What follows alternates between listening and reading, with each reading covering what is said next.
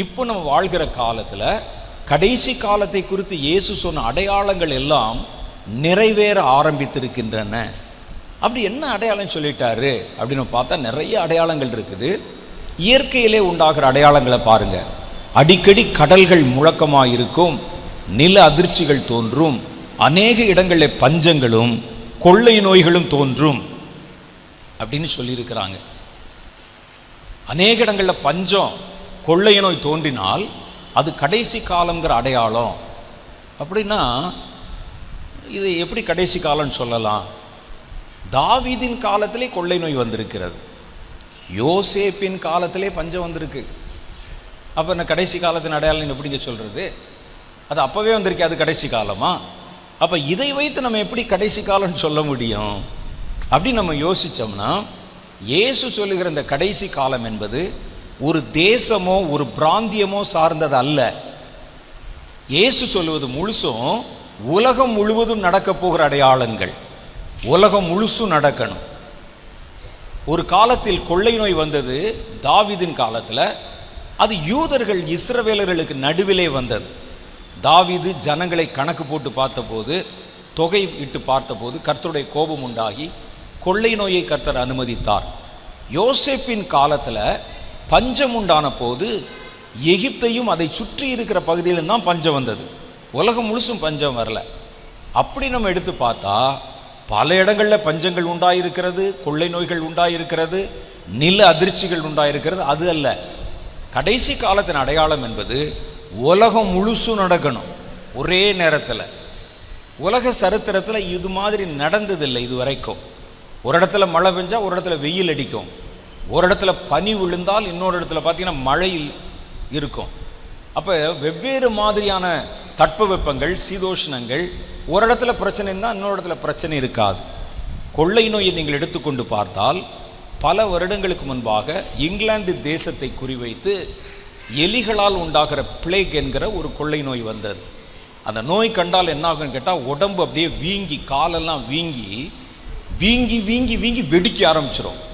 எப்படி ஒரு பப்பாளி பழமோ அல்லது ஒரு வெள்ளரி பழமோ வெடிக்க ஆரம்பிக்குமோ உடம்பு வெடிச்சிடும். வெடித்து ரத்தமும் சீழும் கொட்டி செத்து போயிடுவாங்க. அவங்கள தொட்டாலோ அவர்கள் பயன்படுத்தின ஒரு படுக்கையை, துணியை தொட்டாலோ உடனே பரவிடும். இங்கிலாந்தில் பெரிய தலைவலி, எங்கே பார்த்தாலும் பரவுகிறது தீவிரமாக. இது எலிகளால் பரவுகிறதுன்னு கண்டுபிடிச்சா அதனுடைய தாக்கம் ரொம்ப பயங்கரம். எப்படின்னு கேட்டால் ஒருவன் மரித்த பிறகு கூட அவனுடையத்திலிருந்து அந்த விஷக்கிருமிகள் பரவுமா. அதனால் ஒரு வீட்டில் ஒரு 4 பேர் இந்த பிளேக் நோய் கண்டு படுத்திருக்காங்கன்னு சொன்னால் வீட்டுக்கே தீ வச்சு விட்ருவானுங்க. அதோடு அந்த வீட்டோடு அது அழியட்டும் அப்படின்னு. அந்த அளவுக்கு கொடுமை இருந்தது. ஆனால் இந்த பிளேக் கண்ட அந்த நாட்களில் இங்கிலாந்து தேசத்துக்குள்ளே தான் அந்த நோய் இருந்தது ஒழிய அமெரிக்காக்குள்ளேயோ வேறு நாட்டுக்குள்ளேயோ அது போகலை. அதே மாதிரி ஸ்பெயினை மையமாக வைத்து ஒரு ஸ்பானிஷ் ஃப்ளூ என்ற ஒரு ஃப்ளூ வந்தது. அதில் ஏறத்தாழ 2 கோடிக்கும் அதிகமான பேர் மரணமடைந்ததாக சரித்திர குறிப்புகளில் சொல்லப்படுது. பெரிய கொள்ளை நோய் அது. ஆனாலும் அது ஸ்பெயின்லையும் ஸ்பெயினை சுற்றி ஸ்பெயினுக்குள்ளே மாத்திரம்தான் இருந்தது. ஸ்பானிஷ் ஃப்ளூன்னே பேர். நீங்கள் வேணால் கூகுளில் போய் டைப் பண்ணி பாருங்கள், ஸ்பானிஷ் ஃப்ளூ. அதில் ஏராளமான பேர், கோடிக்கணக்கான பேர், 2 கோடிக்கும் அதிகமான பேர் மரணமடைந்தார்கள். இந்தியாவை மையமாக வைத்து அம்மை என்ற ஒரு நோயும் அப்புறம் காலரா என்ற ஒரு நோயும் இருந்தது. கொஞ்சம் வயசானவங்ககிட்ட கேட்டால் சொல்லுவாங்க, ஐயையோ அதை ஏன் கேட்குற, அந்த அம்மை நோய் வந்துச்சுன்னா இங்கிலீஷ்காரன் இராணுவத்தை பார்த்து கூட பயப்பட மாட்டான். அந்த நாட்களில் இந்த நோய் கண்டிருக்குன்னு வீட்டுக்கு முன்னால் வேப்பலையை சொருகி வச்சா போதும், அந்த தெருக்குள்ளே வரமாட்டான். அவ்வளோ பயங்கரமாக இருக்கும். மேலே கொப்பளமாக போடும். பெரிய அம்மை என்ற நோய் வந்தால் கண்டிப்பாக 90% மரித்து போயிடுவாங்க, செத்துருவாங்க. கண்ணில் அந்த அம்மை நோய் வந்தால் கண் குருடாய் போயிடும். சிலருக்கு கால் நடக்க முடியாமல் போயிடும். கொடிய வியாதியாக அந்த அம்மை நோயோடு போராடி அதை ஒழிப்பதற்கு அவ்வளவு முயற்சி பண்ணாங்க. அப்போ ஆங்கிலேயர்கள் இங்கே ஆளுமை செய்த போது கூட அந்த நோய் இந்தியாவில் தான் இருந்தது ஒழிய இங்கிலாந்துக்கு பரவலை. அப்போ இந்த கொள்ளை நோய்கள் குறிப்பிட்ட இடங்களில் அது எல்லா காலங்களையும் வர்றது தான். ஆனால் உலகம் முழுசும் வரணும், அதுதான் கடைசி காலத்தின் அடையாளம். சமீபத்தில் வந்த கொரோனா என்ற ஒரு கொள்ளை நோய் தான் உலகம் முழுவதும் ஒரே நேரத்தில் பரவின நோய். சரித்திரத்தில் வேறு எந்த நோயும் ஒரே நேரத்தில் இந்தியாவிலையும் மாஸ்க்கு, அமெரிக்காவிலையும் மாஸ்க்கு, ஆஸ்திரேலியாவிலையும் மாஸ்க்கு, ஸ்பெயின்லையும் மாஸ்க்கு, எல்லா தேசத்திலும் எல்லாம் ஒரே மாதிரி மாஸ்க் போட்டு கையை கழுவி கொண்டு ஆஸ்பத்திரி வாசலில் படுத்துக்கொண்டு பெட்டுக்கு அலைந்து கொண்டு அதுக்கு போடுற ஊசி கிடைக்குமான்னு ஓடிக்கொண்டு வீட்டை அடைத்து கொண்டு லாக்டவுனில் எல்லாரும் இருந்த காலம் உலக சரித்திரத்தில் இதுதான் முக்கியம். அப்போ உலகம் தழுவின பயங்கரம் உலகத்தில் வர ஆரம்பித்ததுலேருந்து கடைசி காலத்துக்குள் நம்ம நுழைந்து விட்டோம். கடைசி காலத்துடைய கடைசி காலத்துக்குள்ளே நுழைஞ்சிட்டோம். அப்போ இந்த கடைசி காலத்தில் என்ன நடக்கும் அப்படின்னு பார்த்தா, இனி வருகிற வருடங்கள் முழுவதும் உங்களுக்கு கொடுக்குற வாக்குத்தத்தத்தை வச்சு நீங்கள் உலகத்தை கணிக்கக்கூடாது. எங்களுக்கு தான் கர்த்தர் இந்த வருஷம் பேசியிருப்பாரு, நான் உன்னை ஆசீர்வாதமாக வைப்பேன்னு. ஆனால் அது உங்களுக்கு ஒருவேளை கொடுத்துருக்கலாம், எனக்கு தெரியல. உங்கள் பாஸ்டர்கிட்ட கேட்டால் தான் தெரியும், நீங்கள் வாங்கின ஊழியக்கார்ட்ட கேட்டால் தான் தெரியும். உங்களுக்கு சொல்லியிருக்கலாம். உலகத்துக்கு கர்த்தர் என்ன சொல்கிறாருன்னு பார்த்தீங்கன்னா, உலகத்திலே கர்த்தர் இனி வருகிற நாட்கள் கடினமாய்த்தான் இருக்கும். பஞ்சம், கொள்ளை நோய், கொடுமை இவைகள் எல்லாம் உண்டாகும் என்று வேதத்தில் எழுதியிருக்கிறது. அப்போது நம்ம நினைக்கலாம், ஒருவேளை நம்ம பாதுகாப்பாக இருக்கோம்ல அப்படின்னு. உலகத்தில் எல்லாரும் பாடுபடும் போது நீங்கள் மாத்திரம் எப்படி பாதுகாப்பாக இருக்க முடியும்? யோசிச்சு பாருங்கள். நம்ம பாதுகாப்பாக இருக்கலாம். நாங்கள்லாம் ரட்சிக்கப்பட்டவர்கள், கர்த்தர் எங்களை பாதுகாத்துக் கொள்வார். வீட்டில் இருக்க எல்லாரும் ரட்சிக்கப்பட்டிருக்காங்களா? பையன் ரட்சிக்கப்பட்டிருப்பானா? மருமக ரட்சிக்கப்பட்டிருக்காளா? மாமனார் ரட்சிக்கப்பட்டிருக்கிறாரா? நம்ம எல்லாம் பாதிக்கப்பட்டு, ஒருவேளை நமக்கு நேரடியாக உடம்புல கொள்ளை நோய் பாதிக்கப்படாவிட்டால் கூட, நீங்களும் தானே மாஸ்க் போட்டீங்க. வெளியே கடைக்கு போனால் உங்களுக்கு தானே ஒன்றும் கிடைக்காது. அப்போ இந்த உலகத்தில் உண்டாகிற பாதிப்பு எல்லாரையும் தான் பாதிக்கும்.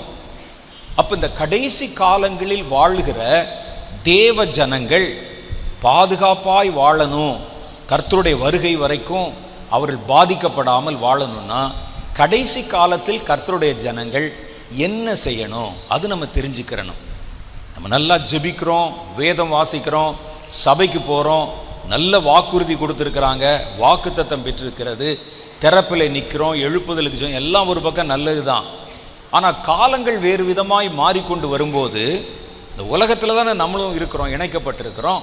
அப்போ இப்படிப்பட்ட காலத்தில் நாம் நம்மை பாதுகாத்து கொள்வதற்கு நாம் எப்படி நடந்து கொள்ளணும்?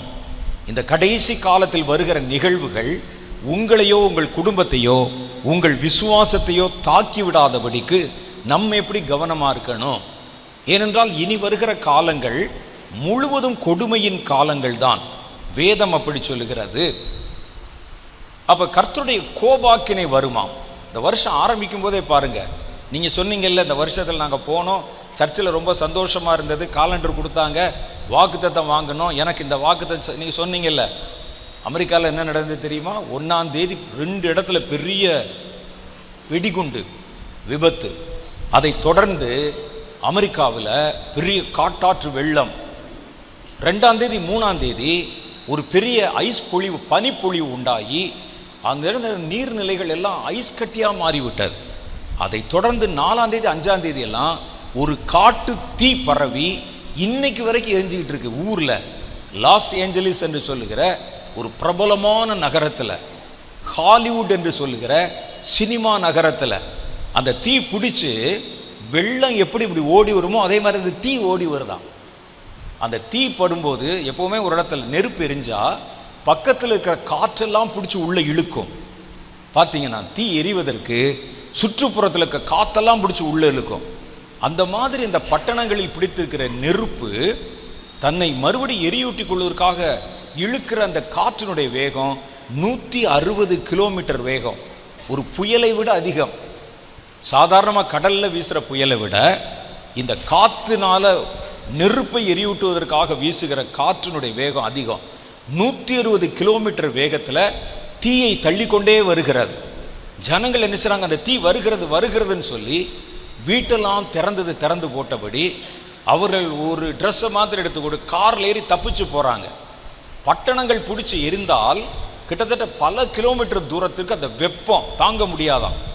சூடு அடுப்பக்கத்தில் நிற்கும் போது நமக்கு எவ்வளோ சூடாக இருக்குது. ஒரு பெரிய ஊரே பற்றி வானளாவ எரிகிறது, எதை போட்டாலும் அணைக்க முடியலை. அப்படி எரிந்து வந்து கொண்டே இருக்கிற அந்த தீ மேலிருந்து பார்த்தீங்கன்னா ஒரு வெள்ளம் எப்படி போகுமோ அது மாதிரி போகுது. 160 கிலோமீட்டர் வேகத்தில் காற்று வீசுகிறது. ஜனங்கள் காரை எடுத்துக்கொண்டு தப்பித்தால் போதும் என்று ஓடுகிறார்கள். நிறைய ஜனங்கள் வேகமாக ஓடிப்போய் இந்த சூடு தாங்க முடியாமல் கடலுக்குள்ளே போய் இறங்கி நிற்கிறாங்க. கடல் தண்ணிக்குள்ளே போய் நல்ல கழுத்தளவு தண்ணியில், நெஞ்சளவு தண்ணியில் கடலுக்குள்ளே போய் நிற்கிறாங்க. சூடு தாங்க முடியலை. இனி வீட்டுக்குள்ளே வந்து பார்த்தா வீட்டில் ஒன்றுமே இருக்காது. எல்லாம் அந்த நெருப்பு அழித்து ஒன்றுமில்லாமல் ஆக்கி போட்டிருக்கோம். ஏன் அங்கே வந்தது இந்தியாவுக்குள்ளே வர முடியாதா? வேறு தேசங்களில் வராதா? இப்படி ஒவ்வொரு தேசங்களிலும் வருஷத்தின் ஆரம்பத்தில் இது ஆரம்பிச்சிருச்சு. இந்த கொடிய காரியங்கள் தேவனுடைய கோபாக்கினை காட்டலாம்.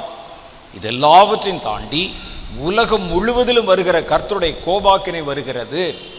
இதில் நம்ம தப்பிக்கணும். எப்படி தப்பிக்கிறது? ஒரு காட்டு தீ பிடிச்சி வந்தால் கர்த்தருடைய பிள்ளை எப்படி தப்பிக்க முடியும்?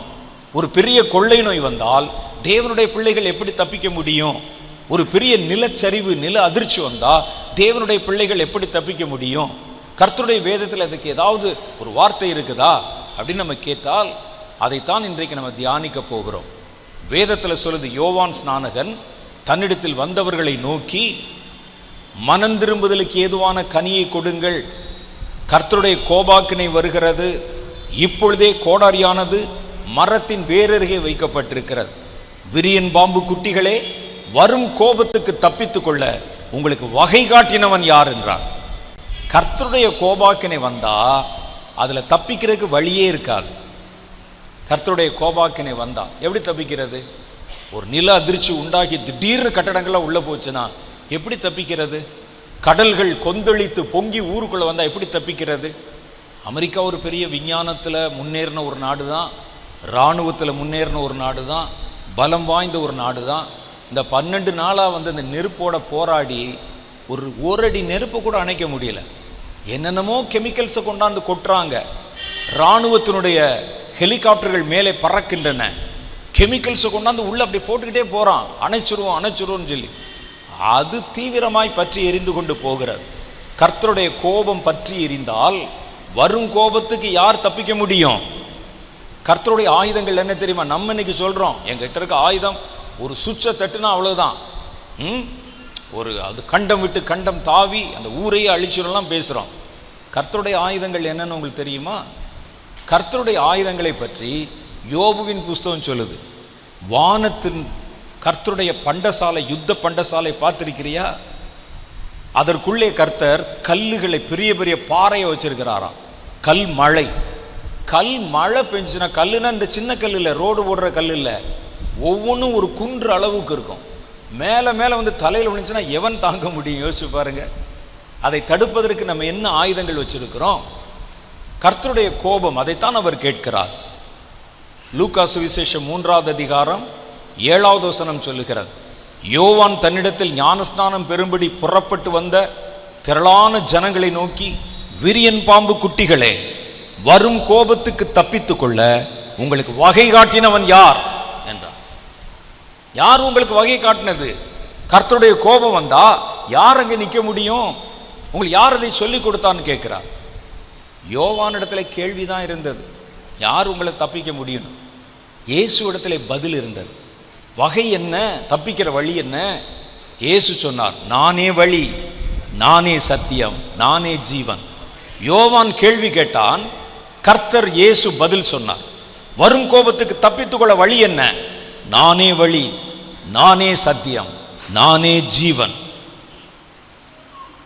சங்கீத புஸ்தகம் 2வது அதிகாரம் சொல்லுது, இந்த வரும் கோபத்துக்கு தப்பித்துக்கொள்ள முதல் வழி, பயத்துடனே கர்த்தரை சேவியுங்கள், நடுக்கத்துடனே களிகூறுங்கள், குமாரன் கோபம் கொள்ளாமலும் நீங்கள் வழியில் அழியாமலும் இருக்கும்படி அவரை முத்தம் செய்யுங்கள், கொஞ்ச காலத்தில் அவருடைய கோபம் பற்றி எரியும், அவரை அண்டிக் கொள்ளுகிற யாவரும் பாக்கியவான்கள். சங்கீதம் 2வது அதிகாரம் 12வது வசனம் 11, 12. அப்போ அவங்க சொல்றாங்க, நீங்க தப்பிச்சுக்கிறணும்னா முதல்ல என்ன செய்யணும்? வரும் கோபத்துக்கு தப்பிக்கொள்ள வகை காட்டினவன் யார்? ஆவியானவர் நமக்கு வகை காட்டுகிறார். கர்த்தருடைய கோபம் பற்றி எறியும் போது தப்பிச்சுக்கிறதுக்கு வழி என்ன? முதல்ல அந்த கோபத்துக்குள்ள சிக்கிக்கொள்ளாமல் இருப்பதற்கு வழி என்ன? அவர் சொல்றாரு, பயத்துடனே கர்த்தரை சேவியுங்கள். நடுக்கத்துடனே களி கூறுங்கள். சேவியுங்கள் என்றால் என்ன அர்த்தம்? ஊழியம் செய்யுங்கள். பயத்துடனே ஊழியம் செய்யுங்க. எப்போ ஊழியக்காரருடைய மனசுல பயம் போய் தன்னிச்சைப்படி ஊழியம் செய்கிறானோ அவர்கள் கோபாக்கினைக்கு கதவை திறந்து வைக்கிறார்கள். இந்த கடைசி காலத்தில் பாருங்க, சாத்தானுடைய தந்திரம் பயமற்ற ஊழியர்களை இன்னைக்கு எழுப்பி கொடுத்துருக்கிறான். யாருக்கு? கர்த்தருக்கு பயப்படாத ஊழியர்களை. அவர்கள் தாங்களும் பயப்படுவதில்லை, தங்கள் விசுவாசிகளையும் பயப்பட விடுகிறதில்லை.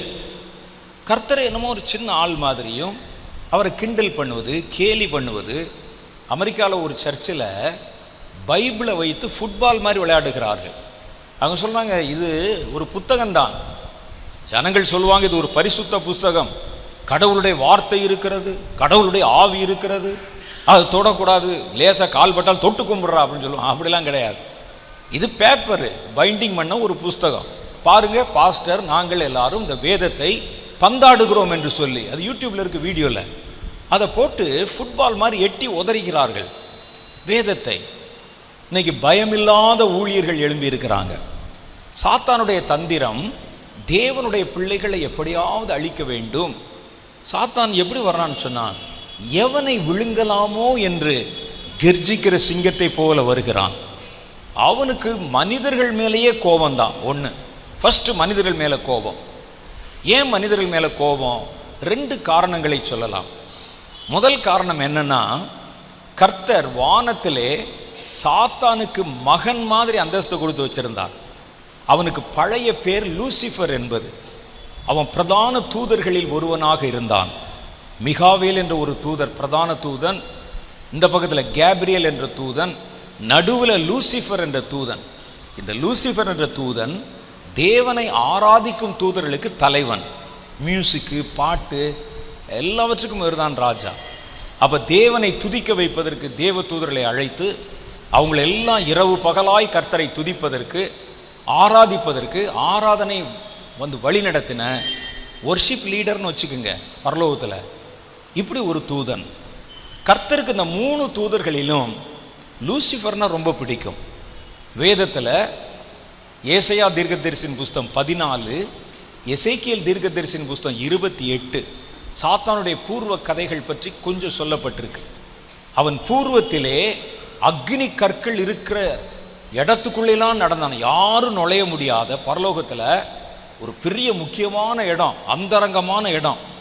அந்த இடத்துல அக்னி கற்கள் போட்டு அதை ப்ரொடெக்ட் பண்ணி வச்சுருப்பாங்களாம். கேப்ரியல் கூட போக முடியாது, மிகாவேல் கூட போக முடியாது. அந்த இடத்துக்குள்ள வரைக்கும் போகிற அளவுக்கு அதிகாரம் பெற்றிருந்தான். நல்லா சொன்ன போனால் தன் மகன் மாதிரியே கர்த்தர் வச்சிருந்தார். ஏன்னா கர்த்தருக்கு துதிக்கிறவர்கள் அவருக்கு ரொம்ப பிரியம். இவன் துதிகளுக்கு தலைவன், இவ்வளவு ஆராதிக்கிறானே அப்படின்னு. அப்போ கர்த்தருடைய சிங்காசனத்துக்கு முன்னால் 3 தூதர்கள் இருப்பாங்க. அப்படி இருக்கும்போது எல்லாரும் தேவனை ஆராதிக்கிறார்கள். அப்போ இவன் ஆராதனைகளுக்கு தலைவனாக இருக்கிறான். இவன் மனசில் ஒரு சின்ன எண்ணம் என்ன அப்படின்னு கேட்டால், நம்ம எப்படி பாட்டெல்லாம் போட்டு கைதட்டி இந்த தூதரெல்லாம் பாட வச்சு பின்னால் இருக்கிற இவரை நம்ம துதிக்க வைக்கிறோம், எல்லாரும் விழுந்து துதிக்கிறாங்க. இது என்னை துதித்தால் எப்படி இருக்கும்? என்னை கடவுள் மாதிரி நினச்சா எப்படி இருக்கும்? நான் கடவுளானா எப்படி இருக்கும் என்று யோசித்தான். அதுக்கு இன்னொரு காரணம் கூட, ஆவிக்குரிய காரணம் சொல்லலாம். கர்த்தருடைய சிங்காசனம், அதுக்கு முன்னால் 3 பேர் நிற்கிறாங்க. கர்த்தர் பின்னால் இருக்கிறார். முன்னால் தூதர்கள் விழுந்து நமஸ்கரிக்கிறாங்க, சேவிக்கிறாங்க. இவன் கர்த்தரை தன் பின்னால் வச்சிருந்தான், விழுகிறவர்களை தனக்கு முன்னால் வச்சிருந்தான். இப்படி நீங்கள் வச்சிங்கன்னா விழுந்துருவீங்க. எப்போவுமே ஊழியக்காரர்களுக்கு சொல்கிறேன், கர்த்தரை பின்னால் வச்சிடுறது. விசுவாசிகள் இவங்க காலில் விழணும், இவங்களை கொண்டாடணும். ஐயா நீங்கள் தொட்டுட்டா குணமாயிருவோம், பட்டுட்டா நாங்கள் அப்படியே பதறிடுவோம்னு சொல்லி நம்மை புகழணும்னு நீங்கள் முன்னால் உங்களை சேவிக்கிறவர்களையும் நமஸ்கரிக்கிறவர்கள் வச்சு கர்த்தரை பின்னால் தள்ளினீங்கன்னா கண்டிப்பாக விழுந்துருவீங்க. இவனுடைய மனசில் ஒரு ஆசை, இவ்வளோ பேர் அவரை ஆராதிக்கும் போது நான் என்னை ஆராதித்தால் எப்படி இருக்கும்? ஏசாயா தீர்க்கதரிசியின் புஸ்தகம் 14வது அதிகாரத்தில் சொல்லுகிறது, நான் உன்னதத்திற்கு ஏறுவேன், உன்னதமானவருக்கு ஒப்பாவேன், அவருடைய சிங்காசனத்துக்கு மேலாக என் சிங்காசனத்தை உயர்த்துவேன் என்று உன் இருதயத்தில் சொன்னாயே. அவன் மனசுல சொல்றான், நான் உன்னதத்துக்கு ஏறுவேன், உன்னதமான தேவனுக்கு ஒப்பாவேன், அவர் சிங்காசனத்தை விட ஏன் சிங்காசனத்தை உயர்த்துவேன். இவனு மனசில் அது விழுந்த உடனே அதை தூதர்களுக்கு நடுவில் பரவ செய்த போது ஒரு கூட்டம் தூதர்கள் இவனை பின்பற்றினார்கள். வேதத்தில் நீங்கள் படிச்சீங்கன்னா பூர்வத்திலே கீழ்ப்படியாமல் போன தூதர்களை கர்த்தர் பாதாளத்தின் சங்கில்களிலே கட்டி என்று பேதுரு சொல்லுவார். இவங்கெல்லாம் எப்போ விழுந்தவங்க? சாத்தானை ஏற்றுக்கொண்டாங்க. உள்ளுக்குள்ளே இருந்தே சபை நடத்துகிறவங்களுக்கு கேட்டால் தெரியும். அதில் யாராவது ஒருத்தர் எழுந்திருப்பான், பக்கத்தில் எங்ககிட்டலாம் பேசுவான், பாஸ்டர் என்னங்க பேசுகிறாரு, அரைச்சமாவே திருப்பி திருப்பி அரைக்கிறாரு, நம்ம ஒழுங்காகவே நடத்துறதில்ல. அன்னைக்கு நீங்கள் சோகம் இல்லாமல் இருந்தீங்களே, பாஸ்டர் வீட்டுக்கு வந்து பார்த்தாரா, நான் தானே உங்களுக்கு பிஸ்கட் வாங்கி கொடுத்தேன்பான். இப்படியே சொல்லி சொல்லி உள்ள ஒரு கூட்டத்தை தனக்கு வசப்படுத்தி கொள்ளுவார்கள்.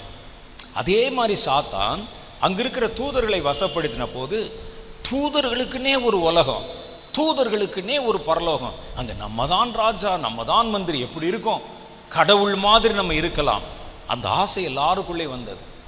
கர்த்தர் அதை கண்டுபிடித்து அவர்களை எச்சரித்து வானத்திலே ஒரு பெரிய யுத்தம் உண்டாகி சாத்தானையும் கீழ்ப்படியாமல் போன தூதர்களையும் கர்த்தர் கீழே தள்ளி போட்டார். எல்லாத்தையும் இனி பரலோகத்தில் இருக்காத அப்படின்னு அவங்களுடைய பவரெல்லாம் எடுத்துட்டு, அவங்ககிட்ட இருந்த அதிகாரம், அவன்கிட்ட இருந்த அந்த அந்த மினுக்கு எல்லாத்தையும் எடுத்துட்டு அவனை கீழே கர்த்தர் தள்ளி போட்டார். அவனோடு கூட சேர்ந்து விழுந்த தூதர்கள் எல்லாம் பாதாளத்தில் நெருப்பில் கொண்டே கட்டப்பட்டாங்க. இவன் என்ன இருந்தாலும் மகன் மாதிரி இருந்தவன் தானே, இவன் பூமியிலே விழுந்தான். விழுந்து அவனுடைய பவர்லாம் எடுத்து கறிக்கட்ட மாதிரி ஆயிட்டாரு. யாரு? லூசிஃபர். வேற ஒரு பவரும் இல்லை. ஒரு சர்ப்பத்தை போல அந்த இடத்துல அப்படியே நடப்பதும் உலாவுவதும் அப்படியே பார்த்துக்கிட்டே இருக்கிறான். என்ன நடக்க போகுது, நம்மகிட்ட இருந்த பவர் போச்சு, நல்லா இருந்த இடத்த நம்ம விட்டுட்டோம், கர்த்தர் நம்மை கீழே தள்ளிட்டார், இனி இந்த இடத்த நம்ம அடைய முடியாது. கர்த்தர் மேலே அவனுக்கு அவரை நினச்சா கோபம்தான் வருது. நம்ம இப்படி பண்ணிட்டாரே அப்படி பண்ணிட்டாரேன்னு அப்படிதான். தன்னுடைய பிழையை உணரவில்லை அவன். அப்படி நினச்சிட்டு இருக்கும்போது கர்த்தர் பூமியில் அவங்கள தள்ளினாங்கள்ல, முதல்ல பூமியில் விழுந்த அந்த பிசாசும் அவருடைய தூதர்களும் பூமியை கெடுத்து போட்டாங்க. பூமியில் விழுந்தோடனே சண்டையில் நடக்குது. பூமி ஆனது ஒழுங்கின்மையும் வெறுமையுமாய் மாறிச்சு. அப்புறம் கர்த்தர் இந்த சாத்தானை எல்லாம் பிசாசனுடைய தூதரெல்லாம் பிடிச்சி பாதாளத்தில் கட்டிட்டு சாத்தானை பல்ல பிடுங்கி வச்சுட்டு பல்ல பிடுங்கின பாம்பை வச்சுட்டு பூமியை மறுபடியும் ரெனோவேட் பண்ணி வெளிச்சத்தை உண்டாக்கி சமுத்திரத்தை உண்டாக்கி மலைகளை உண்டாக்கி நல்லது என்றதை கண்டு 6வது நாளில் மனுஷனை உண்டாக்கினான். பார்த்துக்கிட்டே இருக்கான். இதுனடா மனுஷனை ஒரு ஆளை உண்டாக்குறாரு, மலையை சரிபடுத்தினார் சரி, கடலை சரிபடுத்தினார் சரி, இது என்ன அவருடைய ரூபத்தின்படி ஒரு ஆளை உண்டாக்குறாரே நம்ம மாதிரி. அவனுக்கு ஆச்சரியம். எதற்கு உண்டாக்குகிறார்? கர்த்தருடைய மனதில் ஒரு திட்டம் இருந்தது. சாத்தான் இருந்த இடம் இப்போ வேக்கண்டா இருக்குது. அவனோடு இந்த தூதர்கள் அங்கே ஆராதித்த இடம் வேக்கண்டா இருக்கு. மனிதனை அந்த இடத்துல கொண்டு வந்து வைக்கணும். ஆதாமை அந்த லூசிஃபர் இருந்த இடத்துல பரலோகத்தில் கொண்டு வந்து வைக்கணும். ஆனால் இவனை எடுத்த உடனே கொண்டு இவனை வச்சுட்டா அவன் சாத்தான் மாதிரியே நாளைக்கு மேட்டிமையாகி இவனும் உன்னதத்துக்கு ஏறுவேன் ஒப்பாவேன் வசனம் பேசுவான். அதனால் இவனை முதல்ல டெஸ்ட் பண்ணுவோம். டெஸ்ட் பண்ணி நமக்கு கீழ்ப்படுகிறானான்னு பூமியில் பார்ப்போம். கொஞ்சத்தில் உண்மையாக இருந்தால் இவன் அநேகத்தின் மேல் அதிகாரி ஆக்கலான்னு சொல்லி ஒரு சின்ன டெஸ்ட் தான் வச்சார். ஒரு பழம், அவ்வளோதான். எல்லா கனியும் புசிக்கலாம், இந்த தோட்டத்தின் நடுவில் இருக்கிற விலக்கப்பட்ட கனியை மாத்திரம் புசிக்கக்கூடாதுன்னு சொன்னார். சாத்தானுக்கு இப்போ என்னன்னா, ஏன் இடத்துல இவன் வரப்போகிறான் அவன் தெரிஞ்சிருச்சு. இவனை விட்டால் எங்கே போவான்? என் இடத்துக்கு போவான். நான் உட்கார்ந்துருந்த சீட்டு, எனக்கு இருந்த அந்த சுதந்திரம், எனக்கு கிடைத்த நன்மை, என் இடத்துல இன்னொருத்தர் வரப்போகிறான்னு சொன்னால் நமக்கு இயற்கையே ஒரு பொறாமை வருமா வராதா? வீட்டில் ஒரு குழந்தை பிறக்குது, ரொம்ப நாளைக்கு பிறகு கல்யாணம் ஆகி 8 வருஷத்துக்கு பிறகு ஒரு குழந்தை பிறக்குது, தூக்கி தூக்கி கொஞ்சுவோம். பிள்ளைய பாதம் தரையில் படாதபடிக்கு அப்பா கொஞ்சம் நேரம், அம்மா கொஞ்சம் நேரம், அப்புறம் அண்ணன் தம்பி தங்கச்சிகள் பெரியப்பா சித்தப்பா வரவெல்லாம் தூக்கி கொஞ்சிக்கிட்டு இருப்பான். ஒரு வருஷம் அப்படி 2 வருஷம் போகுது. 2 வருஷம் கழித்து இன்னொரு குழந்தை பிறந்துருச்சு. இப்போ எல்லாரும் அந்த குழந்தையை கொண்டாடும் போது இந்த மூத்த குழந்தையினுடைய முகத்தை நீங்கள் கவனித்து பாருங்கள். ஒன்று அதில் 2 விதமாக மாறிடுவான். ஒன்று நம்ம இனிமேல் அவ்வளோதான் கவனிக்க மாட்டாங்கன்னு சொல்லி சவல குழந்தையாக போயிடுவான், யாரும் பார்க்க மாட்டாங்கன்னு ஒரு மாதிரி எதுக்கும் செயல்படாதவன் ஆயிடுவான். அல்லது விகரசாய் மாறிடுவான். அந்த தம்பியின் மேலே பொறாமை உள்ளவனாக மாறிடுவான். எல்லாரும் அவனை பார்க்குறாங்க, ஏன் என்னையை தூக்கு அப்படிம்பா. பிள்ளை நீங்கள் தூக்கியிருப்பீங்க, அம்மாவை வந்து சேலை பிடிச்சி அப்படி ஆட்டுவான், என்னையை தூக்கு, இவ்வளோ நாள் என்னை தானே தூக்கி தூக்கி கொண்டாடினேன்னு. அதே தான் சாத்தானுக்கு. நான் இருந்த இடத்துல இவனை கொண்டு வந்து வச்சிருக்கிறாங்க. இவன் நம்ம இருக்கிற இடத்து பக்கத்தில் தொடு தூரத்தில் இருக்கிறான். இவனை எப்படியாவது அந்த இடத்தை அடைய விடக்கூடாது. இது ஒரு காரணம். இன்னொரு காரணம் என்ன? தேவன் மேலே சாத்தானுக்கு பயங்கர கோபம். நான் ஒரு பொறாமைப்பட்டதுனால என்னை பிடிச்சி தள்ளி என்கிட்ட இருந்த பவர்லாம் எடுத்து என்னை கருப்பாக்கி கறிக்கட்டை ஆக்கி என்கிட்ட ஒரு அதிகாரம் இல்லாமல் இப்படி இந்த நிலைக்கு ஆக்கி இருக்கிறாரே அப்படின்னு அவனுக்கு ஒரு கோபம். கர்த்தர் படைச்சது நம்ம வேற மாதிரி படைச்சிருந்தா பரவாயில்ல, அப்போ கூட சாத்தானுக்கு இவ்வளோ கோபம் வந்திருக்காது. தம்முடைய ரூபத்தின்படியும் தம்முடைய சாயலின்படியும் படைச்சாராம். இவனை பார்க்கும் போதெல்லாம் சாத்தானுக்கு கடவுள் ஞாபகம் வருகிறது. அப்போ என்ன ஆகும் யோசிச்சு பாருங்க. மனைவிக்கும் கணவனுக்கும் சண்டை. அந்த அம்மாவுக்கு இந்த புருஷனை கண்டால் பயங்கர கோபம் வருகிறது. மகன் புருஷன் சாயல்லே இருக்கிறான்னு வச்சுங்க, அந்த கணவன் மேலே கோபம் வரும்போது அந்த பையனை போட்டு தாக்குவாங்க. பார்த்துருக்கீங்களா? ஏன்டா ஒரு தடவை சொன்னால் உனக்கு அறிவில்லை அப்படிங்கும். யாரை? அந்த அவரை மனசில் வச்சுக்கிட்டு. இவனை பார்க்கும் போதெல்லாம் கணவன் ஞாபகம் வரும். அல்லது மாமனார் மாதிரியோ மாமியார் மாதிரியோ அந்த பையன் பிறந்துட்டானா செத்தான், அவ்வளோதான். பார்க்கும்போதெல்லாம் கோபம், என்ன செய்தாலும் நமக்கு எரிச்சல். அதே மாதிரி சாத்தான் ஆதாம் நடக்கும்போது பார்க்குறான், அவன் சாயலும் ரூபமும் கடவுள் மாதிரி இருக்குது. இது என்னடா அது? டே பல்ல கடித்து கொண்ட ஏவாள் நடந்தால் கடவுள் மாதிரி தெரியுது. ஏன்னா அவர்களை தம்முடைய ரூபத்தின்படியும் சாயலின்படியும் படைத்தார். அப்போ என்ன செய்வாங்க? ஒரு ஆள் மேலே கோபம் நமக்கு இருக்கிறது, ஆனால் அவரை தொட முடியலைன்னு சொன்னால் அவர் மாதிரி இருக்கிற வேறொன்றின் மேலே தன் கோபத்தை காட்டுவதை இன்றைக்கு வரைக்கும் வழக்கமாக வச்சிருக்கிறாங்க மனிதர்கள். ஒரு தலைவரை பிடிக்கலைன்னா ஒரு உருவ பொம்மையை செஞ்சு செருப்பால் அடிப்பான். பார்த்துருக்கீங்களா? ஏன் தலைவரை போய் அடிக்க வேண்டியதானே? ஏன் ஒரு உருவ பொம்மையை செஞ்சு செருப்பால் அடிக்கிறான் சொல்லுங்க? அவர் மாதிரியே பண்ணி ஒரு கண்ணாடியை போட்டு அவர் மாதிரியே ஒரு உருவத்தை தூக்கிட்டு வந்து 4 பேர் சேர்ந்து செருப்பால் அடித்து வீதியில் போட்டு தீ வச்சு. ஏன்னா இவனுக்கு என்னன்னா, இதை அடிக்கும்போது அந்த தலைவரே அடிக்கிற மாதிரி தோணுது. இது மேலே ஏறி மிதிக்கும் போது தலைவரே மிதிக்கிற மாதிரி தெரியுது. இதுக்கு தீ வைக்கும் போது தலைவன் தலையிலே தீ வச்ச மாதிரி தெரிகிறது.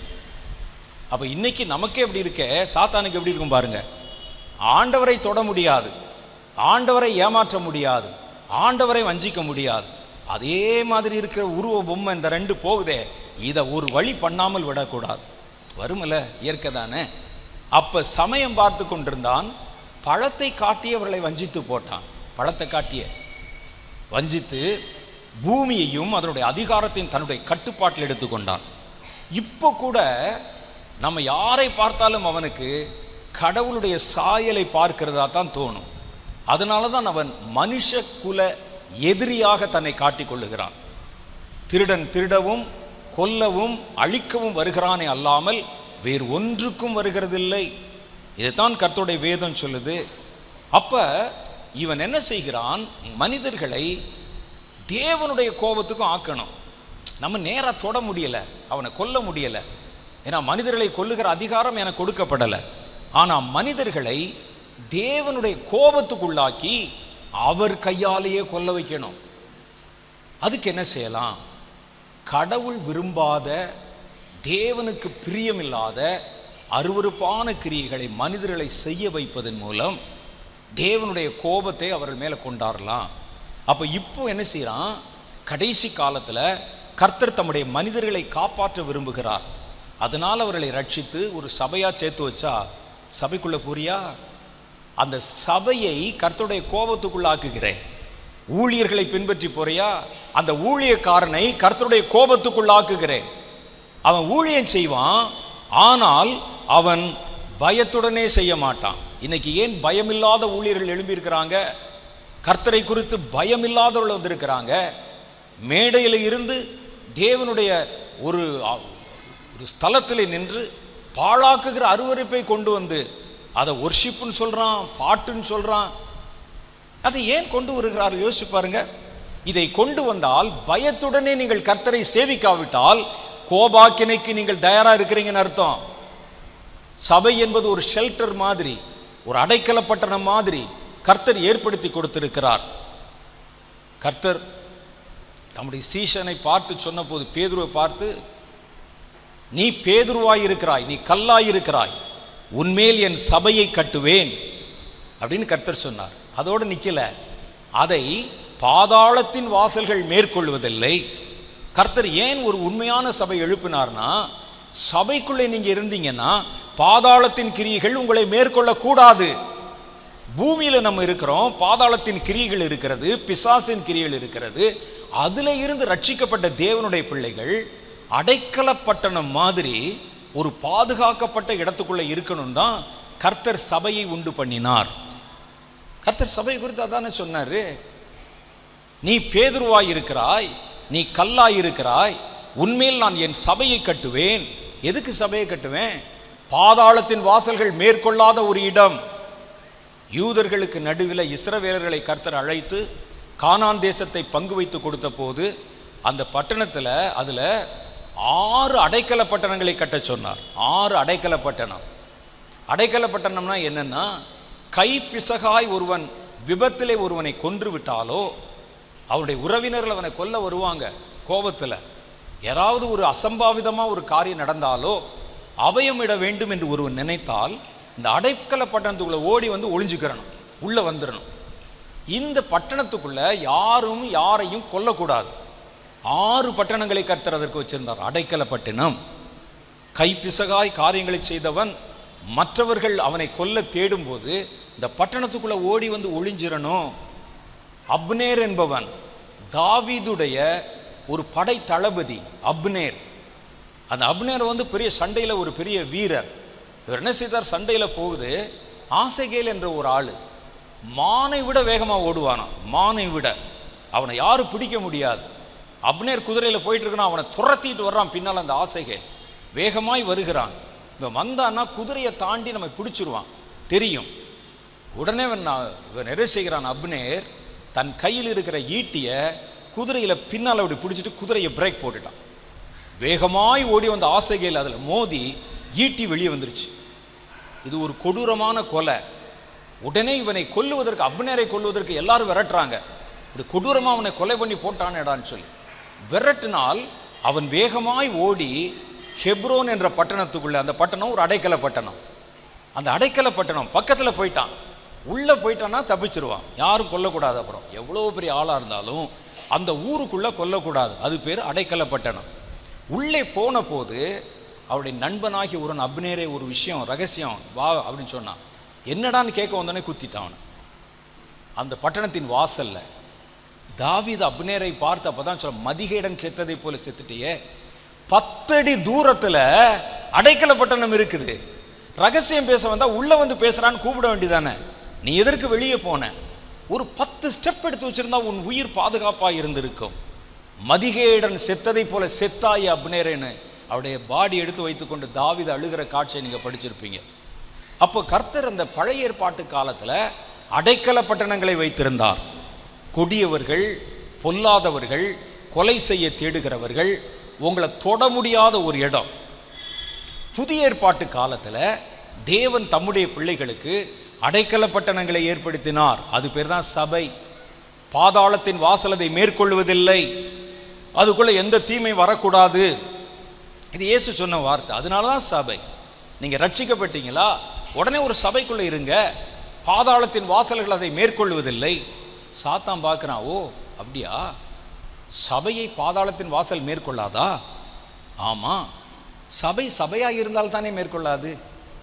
சபையை நம்ம மாற்றி வச்சுட்டா, சபையில் கர்த்தருக்கு விரோதமான காரியத்தை கொண்டு வந்துட்டா, பாழாக்குகிற அருவருப்பை கொண்டு வந்துட்டா, பயங்கரத்தை கொண்டு வந்துட்டா, அந்த அடைக்கல பட்டணத்தை வேற மாதிரி மாத்திட்டா. சபையினுடைய உண்மையான நோக்கம் அதுதான். நீ பேதுருவாயிருக்கிறாய், உன்மேல் நான் என் சபையை கட்டுவேன், பாதாளத்தின் வாசல்கள் அதை மேற்கொள்வதில்லை. நீங்க ஒரு சபையில் அங்கத்தினராய் இருந்தா அந்த சபையை பாதாளத்தின் வாசல் மேற்கொள்ளாதா என்று நீங்க பார்க்கணும். அப்ப கர்த்தர் அதை ப்ரொடெக்ட் பண்ணி வச்சிருக்கிறார்.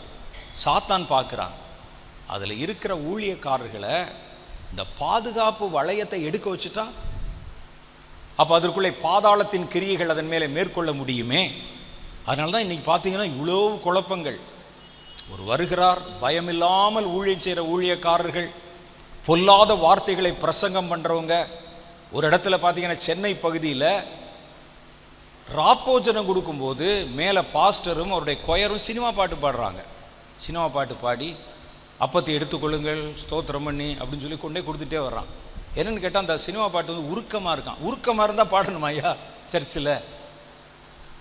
பாழாக்கும் அருவருப்புகள்.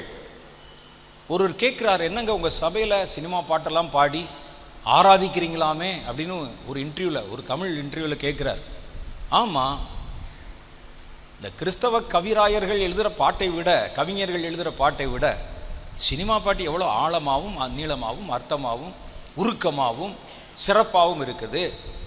இது என்ன நம்ம இதில் என்ன பாட்டு போடுறாங்க? பாடினாலே தூக்கம் வர மாதிரி, எல்லாம் இயேசுவே எனக்கு எல்லாம் இயேசுவே தொல்லை மிகும் இவ்வுலகில். சில பாட்டு புரியவே மாட்டேன். தந்தானே துதி, தந்தானேன்னா என்னையா? தந்தானே துதிப்போமே அப்படி இப்படின்னு வருது சொல்கிறான். அப்படியே இந்த மாதிரி பாட்டு, அம்பரம் உம்பரமும் புகழும் திரு ஆதிபன் பிறந்தார், இதுக்கு அர்த்தம் சொல்லவே ரொம்ப நேரம் ஆகுமே. ஏன் சினிமா பாட்டு பாருங்களேன், எவ்வளோ அழகாக லட்டு லட்டாக இருக்குது. பாடுனா என்ன தப்பு? நல்லது எங்கே இருந்தாலும் எடுத்துக்கொள்ள வேண்டியதானே. அது சாக்கடையாக இருந்தாலும் எதில் விழுந்தாலும் நல்லதுன்னா எடுத்துக்கிற வேண்டியதானே. அப்போ இது வந்து பாடுவதில் என்ன தவறுன்னு கேட்குறார்.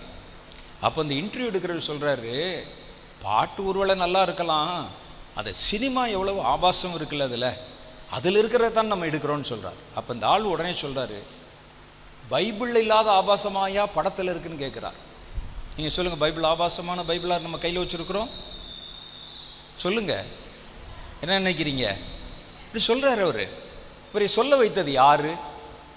பாழாக்கும் அருவருப்பு பரிசுத்த ஸ்தலத்தில் நிற்க காணும்போது பரிசுத்த ஸ்தலத்துக்குள்ளே வருமா? அப்போ அந்த இடத்த விட்டு ஓடி போங்கள் என்று வேதத்தில் எழுதியிருக்கிறது. ஏன்னா எந்த நோக்கத்திற்கு சபை ஏற்படுத்தப்பட்டதோ உங்கள் அந்த கடைசி காலத்தில், ஆபத்து காலத்தில் பாதுகாப்பதற்கான அடைக்கல பட்டணமாக கொடுக்கப்பட்டிருக்கிறது அது. அப்போ நீங்கள் இந்த வருஷத்தில் ஏன் இதை நான் வலியுறுத்தி சொல்கிறேன்னா, கர்த்தரிடத்தில் இந்த வருடத்தின் துவக்கத்திற்காக நான் ஜெபித்த போது தீமைகள் அதிகாரம் பெறுகிற ஆண்டு என்று கர்த்தர் சொன்னார். இந்த வருஷத்துல இருந்து பாருங்க, இந்த வருஷம் 1ஆம் தேதியிலிருந்து டிசம்பருக்குள்ள மாத்திரம் இல்லை, இந்த வருஷத்துல இருந்தே தீமைகளுக்கு அதிகாரம் கொடுக்கப்பட போகிறது. எல்லா இடத்துலையும் வெளிப்படுத்த விசேஷத்தில் நிறைய காரியம் இருக்குது. முதல் தேதி நான் பண்ண பிரசங்கத்தில் என்னென்ன அதிகாரங்கள் கொடுக்கப்படுன்னு சொன்னேன். பொருளாதாரத்தின் மேல அதிகாரம், அரசியல் மேல சாத்தானுக்கு அதிகாரம், மனிதர்கள் மேல அதிகாரம், உணவின் மேல அதிகாரம், இன்னும் நிறைய விஷயம் இருக்கு. இது எல்லாவற்றின் மேலும் அதிகாரம் கொடுக்கப்பட போகிறது. அப்ப தீமை உலகம் முழுவதிலும் தீவிரமாய் பரவ போகிறது. இதில் நம்மை பாதுகாப்பதற்கு ஒரு அடைக்கலம் நமக்கு தேவைப்படுகிறது, அடைக்கல பட்டினம். அப்ப சாத்தான் என்ன செய்யறான்னா, கடைசி காலத்தில் கர்த்தர் அதிகாரத்தை கொடுத்தாலும் இவர்கள் தங்களை போய் ஒளித்து கொள்வதற்கு ஒரு இடத்தை விடக்கூடாது நம்ம. அப்ப சபையை கெடுத்து விட்டால் அவன் சபைக்குள்ளே இருந்தாலும் தேவனுடைய வீட்டின் மேல இந்த நியாயத்திற்கு வர வச்சிடணும் அப்படின்னு தான் இன்னைக்கு நிறைய தவறான ஊழியர்களை எழுப்பி கொண்டிருக்கிறான். நம்ம இதில் இருக்கிற ஆர்ப்பாட்டங்களை, கலரை, உள்ள விடக்கூடிய புகைய, பல்ப, லைட்டை பார்க்குறோம் ஒழிய அது உங்களை பாதுகாக்க போதுமானதா என்று நீங்க பார்க்கணும். உங்களது பாதுகாக்குமா? கர்த்தர் சொன்ன அந்த வார்த்தை அந்த சபையில இருக்குதா? பாதாளத்தின் வாசல் நீங்கள் சார்ந்திருக்கிற ஊழியத்தையும் ஊழியக்காரனையும் சபையையும் பாதுகாக்குமா? பாதாளத்தின் வாசல் அதை மேற்கொள்ளாது இருக்குமா? வேணா கதவை திறந்து வச்சிருக்கிறானே, போற சாத்தான உள்ள பிடிச்சி இழுத்து வச்சிருக்கிறானே, உள்ளே இழுத்து வைத்து கதவுகளை திறந்து வைத்து திரளான ஜனங்களை வஞ்சித்து, வாங்க நம்ம இதை கொண்டாடலாம், இதான் ஆராதனை, நவீன ஆராதனைன்னு கொண்டாந்து வச்சிருக்கிறாங்களே. அப்ப கர்த்தர் சொல்றார், வரும் கோபத்துக்கு தப்பித்துக் கொள்ள வழிகாட்டினவன் யார்? குமாரன் கோபம் கொள்ளாமலும் நீங்கள் வழியிலே அழியாமலும் இருக்கும்படி அவரை அண்டிக் கொள்ளுங்கள். அவரை அண்டிக் கொள்ளுகிறவர்கள் பாக்கியவான். அதுக்கு முன்னால சொல்றாரு, பயத்துடனே கர்த்தரை சேவியுங்கள், அதான் உங்களுக்கு பாதுகாப்பு. கர்த்தருக்கு ஊழியம் செஞ்சா பயத்தோட செய்யுங்க, எதை வேண்டுமானாலும் செய்து. இன்னைக்கு காலையில செய்தி அதுதான். பிரதர்ட்ட கர்த்தர் இன்னைக்கு காலையில பேசினாராம். நான் உட்கார்ந்துருக்கும் போது சொன்னாங்க, கர்த்தர் பேசினார் என்கிட்ட. மற்றவர்கள் கட்டுற மாதிரி கட்டணும் நினைக்காத, அதனால எந்த பாதுகாப்பும் விசுவாசிகளுக்கு கிடைக்காது.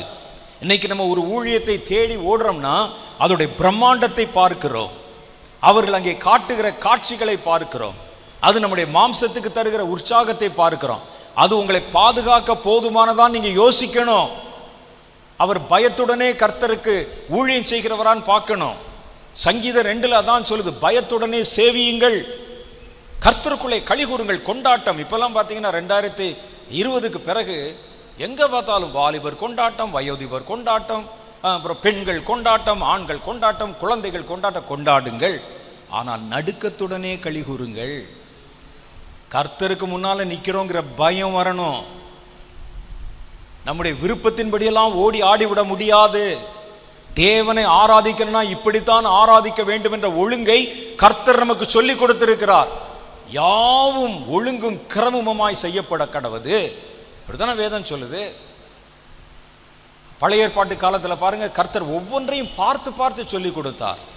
ஆலயத்துக்குள்ள வரும்போது எப்படி வரணும், ஆராதிக்கும் போது எப்படி ஆராதிக்கணும், பலி கொடுக்கும் போது எப்படி பலி கொடுக்கணும், அந்நிய காரியங்களை உள்ளே கொண்டு வந்து விடக்கூடாது. இப்போ பாருங்கள், இப்போ சினிமாவில் நல்லா இருக்குன்னா ஏன் உள்ளே கொண்டாந்து பாட்டு பாடினா என்ன? நான் ஒரு யூடியூப் வீடியோவில் பார்த்தேன், நான் பொதுவாக பார்க்க மாட்டேன் இந்த மாதிரி, நண்பர்கள் யாராவது அனுப்பிப்பாங்க இப்படிலாம் நடக்குது பிரதர் பாருங்கன்னு. ஒரு வீடியோவில் பார்த்தேன், ஒரு சொல்கிறார், ஒரு சினிமா பாட்டை பாடி பாருங்கள் அந்த அர்த்தம் நல்லா இருக்குது, எல்லாம் எல்லாம் கைதட்டுறாங்க. அவர் பாடி காமிக்கிறார், மேடையில் வந்து பாடுறாரு. யாரும் இல்லை, ஆராதனையில், சண்டே ஆராதனையில். எனக்கு அவர் மேலே கூட கோபம் இல்லை, அந்த விசுவாசிகள்லாம் தெரிஞ்சு அவனும் சேர்ந்து பாடுறான். அவ்வளோ பேரும் ஒருத்தனுடைய மனசில் கூடவாயா இதை உள்ளே கொண்டாந்து நம்ம செய்யக்கூடாதுன்னு தோணலை உனக்கு? பாழாக்கும் அருவருப்புகள், அது கர்த்தரை அவமானப்படுத்துவது, தேவனை அவமரியாதை பண்ணும்போது வேதத்தில் போட்டிருக்கு. இது நல்லா தானே இருக்குது, பாட்டு ராகம் நல்லா தானே இருக்குது, பாடும்போது சந்தோஷம் உண்டாகுதே, அதனுடைய அர்த்தம் நல்லா தானே இருக்குது, ஏன் இதை பாடினா என்ன தப்பு? கர்த்தருடைய வேதம் சொல்லுது, அந்நிய அக்கினியை தேவனுடைய பலிபீடத்திலே கொண்டு வராதிருப்பாயாக. லேவியராம புஸ்தகத்தில் சொல்றாங்க, அந்நிய அக்கினியை கொண்டாடக்கூடாது. அது என்னங்க அக்னியில் என்ன அந்நிய அக்னி? என்னைக்கா யோசிச்சு பார்த்துருக்கீங்களா? அக்னியில் அந்நிய அக்னினா என்ன?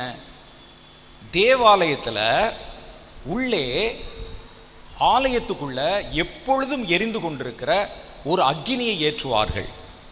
மோசே மாதிரி தீர்க்கதரிசி, ஆரோனை போல ஆசாரிய பெருமக்கள் எல்லாம் சேர்ந்து பலிபீடத்தில் எப்பொழுதும் எரிந்து கொண்டிருக்கிற ஒரு நெருப்பை ஏற்றுவாங்க. அந்த நெருப்பை ஏற்றுவதற்கு முன்னால் இந்த இடத்தை பரிசுத்தம் பண்ணி அதில் பரிசுத்தமான கட்டைகளை எல்லாம் போட்டு அதன் மேலே அந்த நெருப்பை ஜெபம் பண்ணி பிரதிஷ்டை பண்ணி பரிசுத்தமாக்கி அந்த பலிபீடத்தின் மேலே இந்த நெருப்பு எரிய வைப்பாங்க. இந்த நெருப்பு அணையவே அணையாது, அணையக்கூடாது. அதுக்குன்னே தனியாக ஒரு டிபார்ட்மெண்ட் இருக்கும். அந்த தீ குறையும் போது மறுபடியும் அதில் கொண்டாந்து கட்டையை போடுவான், அணையா விளக்கு மாதிரி எரிந்து கொண்டிருக்கும். தேவாலயத்துக்குள்ளே நடத்தப்படுகிற நெருப்பு சம்பந்தமான எந்த பலியிலும் எந்த பணியிலும் இந்த பலிபீடத்தில் இருக்கிற தீயைத்தான் எடுத்து பயன்படுத்த வேண்டும். அதான் சட்டம். அங்கே உள்ள வந்து அந்த விளக்குகளை ஏற்ற வேண்டுமா, இதில் இருக்கிற குச்சியில் இருக்கிற தீயைத்தான் எடுத்து ஏற்றணும். ஒரு சர்வாங்க தகன பலி செலுத்தி தகனம் செய்ய வேண்டுமா, இதில் இருக்கிற நெருப்பை கொண்டு போய் போட்டு தான் அந்த நெருப்பை உண்டாக்க வேண்டும். நீங்கள் நல்லா படித்து பாருங்க, அதான் சட்டம். அப்போ அந்நிய அக்னியை வெளியே போய் அவசரத்துக்கு இங்கே தீ அணைந்து விட்டது என்றோ வேறு ஒரு காரியத்துக்கோ வெளியே இருக்கிற நெருப்பை கொண்டாந்துராத என்று கர்த்தர் சொல்லுகிறார். அது பேர் தான் அந்நிய அக்னி.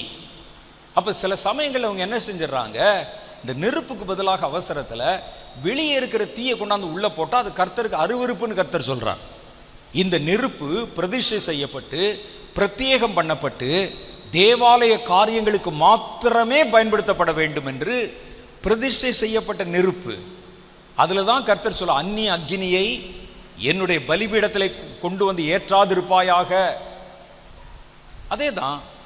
அப்போ நம்ம என்ன பார்க்குறோம், இதுவும் தீதான் அதுவும் தீதான், இதை தொட்டாலும் சுடுது அதை தொட்டாலும் சுடுது. இதில் என்னங்க அந்நியம், இதில் என்னங்க நமக்கு பரிசுத்தம் என்று இருக்கிறது பார்க்குறோம். அதே மாதிரி தான் கர்த்தர் தேவாலயத்தில் உபயோகப்படுத்துவதற்குன்னு ஒரு பாட்டு, தேவாலயத்தில் ஆராதிப்பதற்குன்னு ஒரு முறை நமக்கு. அப்போ நாம் என்ன செய்கிறோம், இதுவும் தீதான் அதுவும் தீதான் என்பதை போல இதுவும் பாட்டு தான் அதுவும் பாட்டு தான் பார்க்குறோம். அது அப்படி அல்ல, அது அந்நிய அக்னி. அது நெருப்பு மாதிரியே தெரிந்தாலும் தேவனுக்குரிய நெருப்பு அல்ல. அது நெருப்பு மாதிரியே தெரிந்தாலும் ஆராதனைக்குரிய நெருப்பு அல்ல. அப்ப அந்நிய அக்னியை கொண்டு வந்து பலிபீடத்திலே பொருத்தக்கூடாது என்று வேதம் சொல்லுகிறது. இது டியூன் நல்லா இருக்குதான், பாட்டு நல்லா இருக்குதான், ஆடுற ஸ்டெப் நல்லா இருக்கிறான், போடுற புகை நல்லா இருக்கான், கொண்டு வந்த தேவனுடைய பிள்ளைகள் ஆராதிக்கலாமா? பயத்துடனே கர்த்தரை சேவியுங்கள். ஊழியம் செஞ்சா பயத்துடனே ஊழியம் செய்யுங்க. ஊழியத்திலே பயமில்லாமல் செய்கிற ஊழியமும் ஊழியர்களை பின்பற்றுகிறவர்களும் இந்த கடைசி காலத்தின் ஆபத்துகளுக்கு தப்ப முடியாத இடத்துல இருக்கிறாங்க. தங்கள் பக்கத்திலே அடைக்கல பட்டணம் இருப்பதை அறிந்தும் அறியாமை உள்ள அப்னேர்களைப் போல அதன் வாசலிலே சாக காத்திருக்கிறார்கள். நாங்க போனோம், ஆராதனை பண்ணோம், ஜெபம் பண்ணோம், காணிக்கை கொடுத்தோம், அங்கே நின்று கதறினோம், கத்தினோம், ஆனாலும் ஏன் எங்களுக்கு இப்படி சம்பவிப்பானேன்? நீ போனது உண்மை, பாடினது உண்மை, காணிக்கை கொடுத்தது உண்மை, ஆனால் நீ நின்ற இடம் அடைக்கல பட்டணம் அல்ல. உன்னை கடைசி காலத்தின் ஆபத்துகளிலிருந்து பாதுகாக்க போதுமான இடமும் அல்ல அது. இந்த வருஷத்தில் நீங்க ரொம்ப கவனமா இருக்கணும். எல்லாம் சபை என்று நினைத்து விடக்கூடாது, எல்லாம் ஊழியக்காரன் என்று நினைத்து விடக்கூடாது, அதன் ஆடம்பரங்களிலே மயங்கி விடக்கூடாது. சபை அல்லது ஊழியர்கள், ஐக்கியங்கள், இவைகளுடைய நோக்கம் பாதாளத்தின் வாசல்கள் அதை மேற்கொள்ள கூடாததாக இருக்க வேண்டும். அதுக்கு அந்த ஊழியக்காரன் பயத்துடனே ஊழியம் செய்கிறவனா இருக்கணும். அதிலே கர்த்தரிடத்திலே களி கூர்ந்தால் கூட நடுக்கத்துடனே களி கூறணும். எந்த இடத்திலும் பரிசுத்தத்துக்கு எதிரான காரியங்களை உள்ளே கொண்டு வந்து போற்றக்கூடாது. சின்ன நெருப்பு தானே என்று சொல்லி அக்கம் பக்கத்தில் போய் வாங்கி கொண்டு வந்து அந்த நெருப்பை கொளுத்தி விடக்கூடாது. தேவனுக்கென்று எரியூட்டுவதற்கென்று தனி நெருப்பு இருக்குது. வெளியே பார்த்தா எல்லா நெருப்பும் ஒன்று மாதிரி தான் தெரியும். அதைத்தான் வேதம் சொல்லுது. கர்த்தருடைய கோபத்துக்கு தப்பித்துக் கொள்ளணும்னா நீங்க முதல்ல பின்பற்றுகிறவர்கள் யாருன்னு பார்க்கணும். நீங்கள் இருக்கிற இடம், உங்களை பாதுகாக்கிற ஊழியக்காரர், நீங்கள் போகிற சபை பாதாளத்தின் வாசல்கள் மேற்கொள்ள முடியாத சபையா இருக்கதான் பார்க்கணும். அதில் உள்ள எலெக்ஷன் வைக்கிறதும், மண்டை உடைக்கிறதும், சண்டை போடுறதும், இது எப்படி உன்னைய பாதுகாக்கும்? ஒரு பாஸ்டர் சொன்னார், ஒவ்வொரு நாள் போகும்போது உயிரை கையில் பிடிச்சிட்டாங்க போவேங்கிறார். எந்த நேரத்தில் எவன் எந்திரிப்பான்னு தெரியாது, எங்கள் சர்ச்சில் என்ன நடக்கும் தெரியாது, திடீர்னு எந்திரிச்சிருவாங்க, கோஷம் போடுவாங்க, சண்டை போடுவாங்க. எதுக்கு சபை நடத்துகிறோம்? நம்ம எதுக்கு சும்மா வந்து வீட்டில் இருப்பதுக்கு நேரம் பத்தாமலா? சபைக்கு ஒரு நோக்கம் இருக்கிறது. பாதாளத்தின் வாசல்கள் மேற்கொள்ளாத இடத்துக்கு பேர் தான் சபை. அதுக்கு தான் கர்த்தர் சபையை ஏற்படுத்தினார். நீங்கள் போகிற சபையை பாதாளத்தின் வாசல்கள் மேற்கொள்ள முடியுமான்னு பாருங்கள். உள்ளே இருக்கிற கமிட்டியை மேற்கொண்டு விடுகிறதே உங்கள் வாசலை. மண்டையை உடைச்சி சண்டை போட்டு ஆளை கடத்தி எலெக்ஷன் வச்சு என்னென்ன கூத்துகள் நடக்குது. ஒரு பெரிய கன்வென்ஷன் கூடத்துக்கு போயிருந்தேன், தூத்துக்குடி மாவட்டத்தில் ஒரு குறிப்பிட்ட ஒரு சர்ச்சு. அதில் போயிருந்தேன். நல்ல கர்த்தர் அசைவாடினார், எல்லாம் பண்ணினார். கடைசி ஜெபம் பண்ணி பாஸ்டர் வந்து எனக்கு பொன்னாடை போத்தியே தீரணும்னு சொன்னார். நான் பொதுவாக அதெல்லாம் அங்கீகரிக்க மாட்டேன். அந்த பாஸ்டர் என்ன, இல்லை அப்படிலாம் இல்லை, இது எங்கள் கமிட்டியில் எடுத்த முடிவு அப்படின்னு சொல்லி பொன்னாடை போத்திட்டு சொன்னார். நல்லா இருந்தது பாருங்கள், கர்த்தர் எல்லாரையும் கொண்டாடினா. ஒரு வாரம் தான் தாங்கும் அப்படின்னு. என்ன ஒரு வாரம் தாங்கும்னு என்ன அர்த்தம் தெரியல. ஊரில் பொன்னாடையை சொல்கிறாரா அல்லது என்னையை சொல்கிறாரா, எதை சொல்கிறாரு தெரியல. பொன்னாடை போத்திருக்கங்க, துவச்சி போட்டுறாதீங்க, ஒரு வாரம் தான் தாங்குன்னு சொல்கிறாரா. எனக்கு ஒன்றும் புரியலை. போய் சேரில் உட்காந்துட்டு பக்கத்தில் அந்த பாஸ்டர் வந்து உட்கார்ந்தார். ஒரு வாரம் தான் தாங்குன்னு சொன்னீங்களே, என்னன்னு கேட்டேன். இன்னைக்கு இந்த விசுவாசிகள்லாம் கோலாகலமாய் கொண்டாடி தேவனுடைய அபிஷேகத்தில் நிறைஞ்ச அந்நிய பாஷெல்லாம் பேசி தீர்க்க தரிசனம் சொன்னாங்களே, அது ஒரு வாரம் தான் தாங்கும்னார். எப்படி சொல்கிறீங்கன்னு? அடுத்த வாரம் எலெக்ஷன் வருது இல்லை, அப்போ தான் அவன் தன்னுடைய புத்தியை காட்டுவான். அபிஷேகத்தெல்லாம் கலட்டி வச்சுட்டு உள்ளே இறங்கி சண்டை போட்டு மண்டையை உடைச்சி நம்ம பக்கத்தில் ஓட்டு அதிகமாக இருந்துச்சுன்னா அந்த ஆட்களை கடத்தி போய் அல்லது பணம் கொடுத்து உலகத்தார் நடத்துகிற எலெக்ஷனை விட நம்ம நடத்துகிற எலெக்ஷன் அவ்வளோ பயங்கரமாக இருக்கும் அப்படின்னு. அப்படி தெரிந்திருந்தால் நீங்கள் ஒரு எலெக்ஷன் முடிஞ்ச பிறகு கூட கூட்டத்தை வச்சுருக்கலாமே. சும்மா விளையாடி சொன்னேன் அவர்கிட்ட. ஒரு வாரம் தான் தாங்குமா, அது வரைக்கும் ஊம்பாங்க, அந்நிய பாஷை பேசுவாங்க, தீர்க்க தரிசனம் சொல்லுவாங்க. ஒரு 4 நாளைக்கு நீங்கள் போட்டு போனால் அனல் இருக்கும். எலெக்ஷன் வந்தோடனே எல்லாம் மாறி போயிடும்னார். அப்போ எலெக்ஷன் உங்கள் சபையினுடைய அஸ்திபாரத்தை அசைக்குதுன்னா பாதாளத்தின் வாசல் எப்படி உங்கள் சபையை மேற்கொள்ளாமல் இருக்கும்? பிசாசு எப்படி நம்முடைய சபையை மேற்கொள்ளாமல் இருக்கும்? அப்போ நம்ம இருக்கக்கூடிய இடம் உங்களை பாதுகாக்கக்கூடியதாக இருக்கணும். உங்களை நடத்துகிற ஊழியர் பயத்துடனே சேவிக்கணும். சேவித்தல் என்றால் சர்விங், தேவனுக்கு ஊழியம் செய்வது. பயத்துடனே ஊழியம் செய்யணும். கர்த்தரை ஆராதிக்கிறவர்கள் நடுக்கத்துடனே ஆராதிக்கணும். எவ்வளவு சந்தோஷப்பட்டாலும் எல்லை மீறி விடக்கூடாது, எல்லை தாண்டி விடக்கூடாது. அப்ப இதெல்லாம் உள்ள வந்துருச்சுன்னா சாத்தானுக்கு தெரியும், இதெல்லாம் உள்ள கொண்டு போய் வச்சா கர்த்தருடைய கோபாக்கினை அவர்கள் மேல் வருவதற்கு சுலபமாய் வாசல் திறந்து விடும். அவன் பார்க்குறான், ஒரு சர்ச்சு கர்த்தர் ஏற்படுத்துகிறார். அந்த சர்ச்சை நம்ம தொட முடியல, தேவ தூதர்கள் நிற்கிறாங்க. அந்த சர்ச்சில் நல்லா உண்மையிலே ஜெபம் பண்ணுறாங்க. அப்போ சாத்தான் என்ன செய்கிறான், இந்த சர்ச்சை எப்படி நம்ம தொட முடியல, கர்த்தரே அதன் மேலே கோவப்படுற மாதிரி ஏதாவது செஞ்சிடணும். பழைய கதை ஒன்று படித்திருப்பீர்கள். ஒரு காக்கா ஒரு மரத்தில் முட்டையிடும். முட்டையிட்டு சரி நம்ம பிள்ளைகள் வந்து பிறக்கும், நம்ம சந்ததி வளரும்னு காத்திருந்தா முட்டை போட்டு வச்சுருந்த உடனே அந்த மரத்தின் கீழே ஒரு பொந்துலேருந்து ஒரு பாம்பு வந்து அடுத்த நாள் காலையில் இந்த காகம் வெளியே போனே வந்து அவ்வளோ முட்டையை உடச்சி குடிச்சிட்டு போயிடும். சாயந்தரம் வந்து பார்க்கும், அப்படியே வந்து பார்த்தா ஒரு முட்டையும் இருக்காது. அந்த பாம்பு பார்க்கும், என்ன நண்பா என்ன தேடுற, நான் தான் அப்படின்னு சொல்லி. எப்படி இருக்கும் அதுக்கு? பாம்பை எதிர்க்கவும் முடியாது, அதோடைய அராஜகம் தாங்க முடியாது. அப்புறம் கொஞ்ச நாள் கழித்து மறுபடியும் முட்டையிடும். மேலே வந்து எல்லா முட்டையும் கொத்தி சாப்பிட்டு போயிடும். சோகமாக உட்காந்துருக்கும். படிச்சிருப்பீங்க, நரி வரும், எல்லா கதையிலையும் நரி வந்துடும். நரி வந்து என்ன பிரச்சனை கேட்கும், இந்த பாம்பு ஒன்று என்னுடைய முட்டையெல்லாம் குடிச்சு என் பிள்ளைகளெல்லாம் கொன்று போடுகிறது, இதை எதிர்ப்பதற்கு எனக்கு சக்தி இல்லை, குடித்தா கூட பரவாயில்ல, தலையெட்டி பார்த்து நக்கல் வேற பண்ணுது, என்னங்க பண்ணுறதுன்னு. அப்போ உடனே அது ஒரு யோசனை சொல்லும், உன்னால் அதை அடிக்க முடியாது, நீ நேராக பறந்து போய் ராணி குளிக்கிற அந்த குளத்து கரையில் போய் உட்கார்ந்துக்க.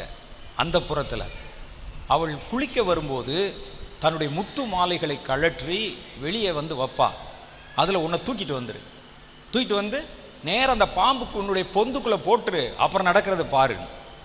அந்த அம்மா அப்போ தான் புதுசாக ஒரு ஆபரணத்தை வாங்கி குளிப்பதற்கு கொண்டு வந்து குளத்தில் கலட்டி வச்ச உடனே மேலே மரத்தில் இந்த காக்கா அந்த அம்மா பார்க்குற மாதிரி டக்குன்னு வாயில் கவிட்டு காக்கான்னு கத்திட்டு பறக்கும். ஐயோ விலையுயர்ந்த மாலையை தூக்கி கொண்டு ஓடுதே, பிடிங்கடா அப்படின்னு சொன்ன உடனே வீரர்கள் காக்காயை துரத்திட்டே போகிறாங்க. அதுவும் அப்படியே ஸ்லோவாக பறந்து பறந்து பறந்து நேராக அந்த இடத்துல வந்து அந்த பொந்துக்குள்ளே போட்டுருச்சு. உடனே வீரர்கள் காக்கா கொண்டாந்து உள்ளே போட்டுருச்சு பாம்பு பொந்துக்குள்ளே, இடிங்கன்னு சொன்னாங்க. அவர்கள் இடித்தார்கள். பாம்பு தலையை நீட்டினது, போட்டான் ஒரே போடு.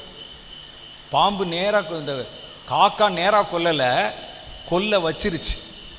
அதே மாதிரி தான் சாத்தான் உங்களை நேராக தொட முடியாது, தான் உங்களை எப்படி தொட வைக்க முடியுமோ அந்த பொருளை கொண்டாந்து சபைக்குள்ளே வச்சுருவான், ஒரு பிரிவினையை உள்ளே வச்சுருவான், ஒரு அசுத்தத்தை உள்ளே கொண்டு வந்து வச்சுருவான், உங்களை மேல் இருக்கிற பாதுகாப்பை எடுத்து விடுவான். இதுதான் இன்றைக்கி நடந்து கொண்டிருக்கிறதை பார்க்கிறோம் தேசங்களில். அப்போ நீங்கள் விழிப்பாக இருக்க வேண்டிய இந்த கடைசி நாட்களில் எல்லாம் ஊழியம் தானே, எல்லாம் சபை தானே அப்படி யோசிச்சிடாதீங்க. அந்த ஊழியம் உங்கள் ஜீவனை பாதுகாக்க போதுமானதான் பாருங்க. அதை பாதாளத்தின் வாசல்கள் மேற்கொள்வது இல்லையா என்று பாருங்கள். அவர்கள் தேவனுக்கு பயத்தோடும் நடுக்கத்தோடும் கர்த்தருக்கு ஊழியம் செய்கிறாங்களான்னு பாருங்க. அவர்கள் நடுக்கத்துடனே களி கூறுகிறார்களான்னு பாருங்க. குமாரன் கோபம் கொள்ளாமலும் வழியில் நீங்கள் அழியாமலும் இருக்கும்படி அவரை அண்டிக் கொள்ளுகிறவன் பாக்கியவான். எல்லாவற்றிலும் கர்த்தரை முதல் இடத்திலே வைத்துக் கொள்ளுங்கள் என்று வேதம் சொல்லுகிறது.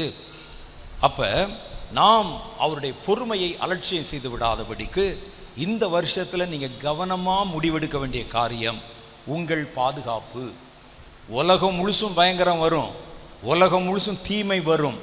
கர்த்தருடைய பிள்ளைகள் இதை தொடக்கூடாது என்று கர்த்தர் நமக்கு பல பாதுகாப்புகளை வைத்திருக்கிறார்.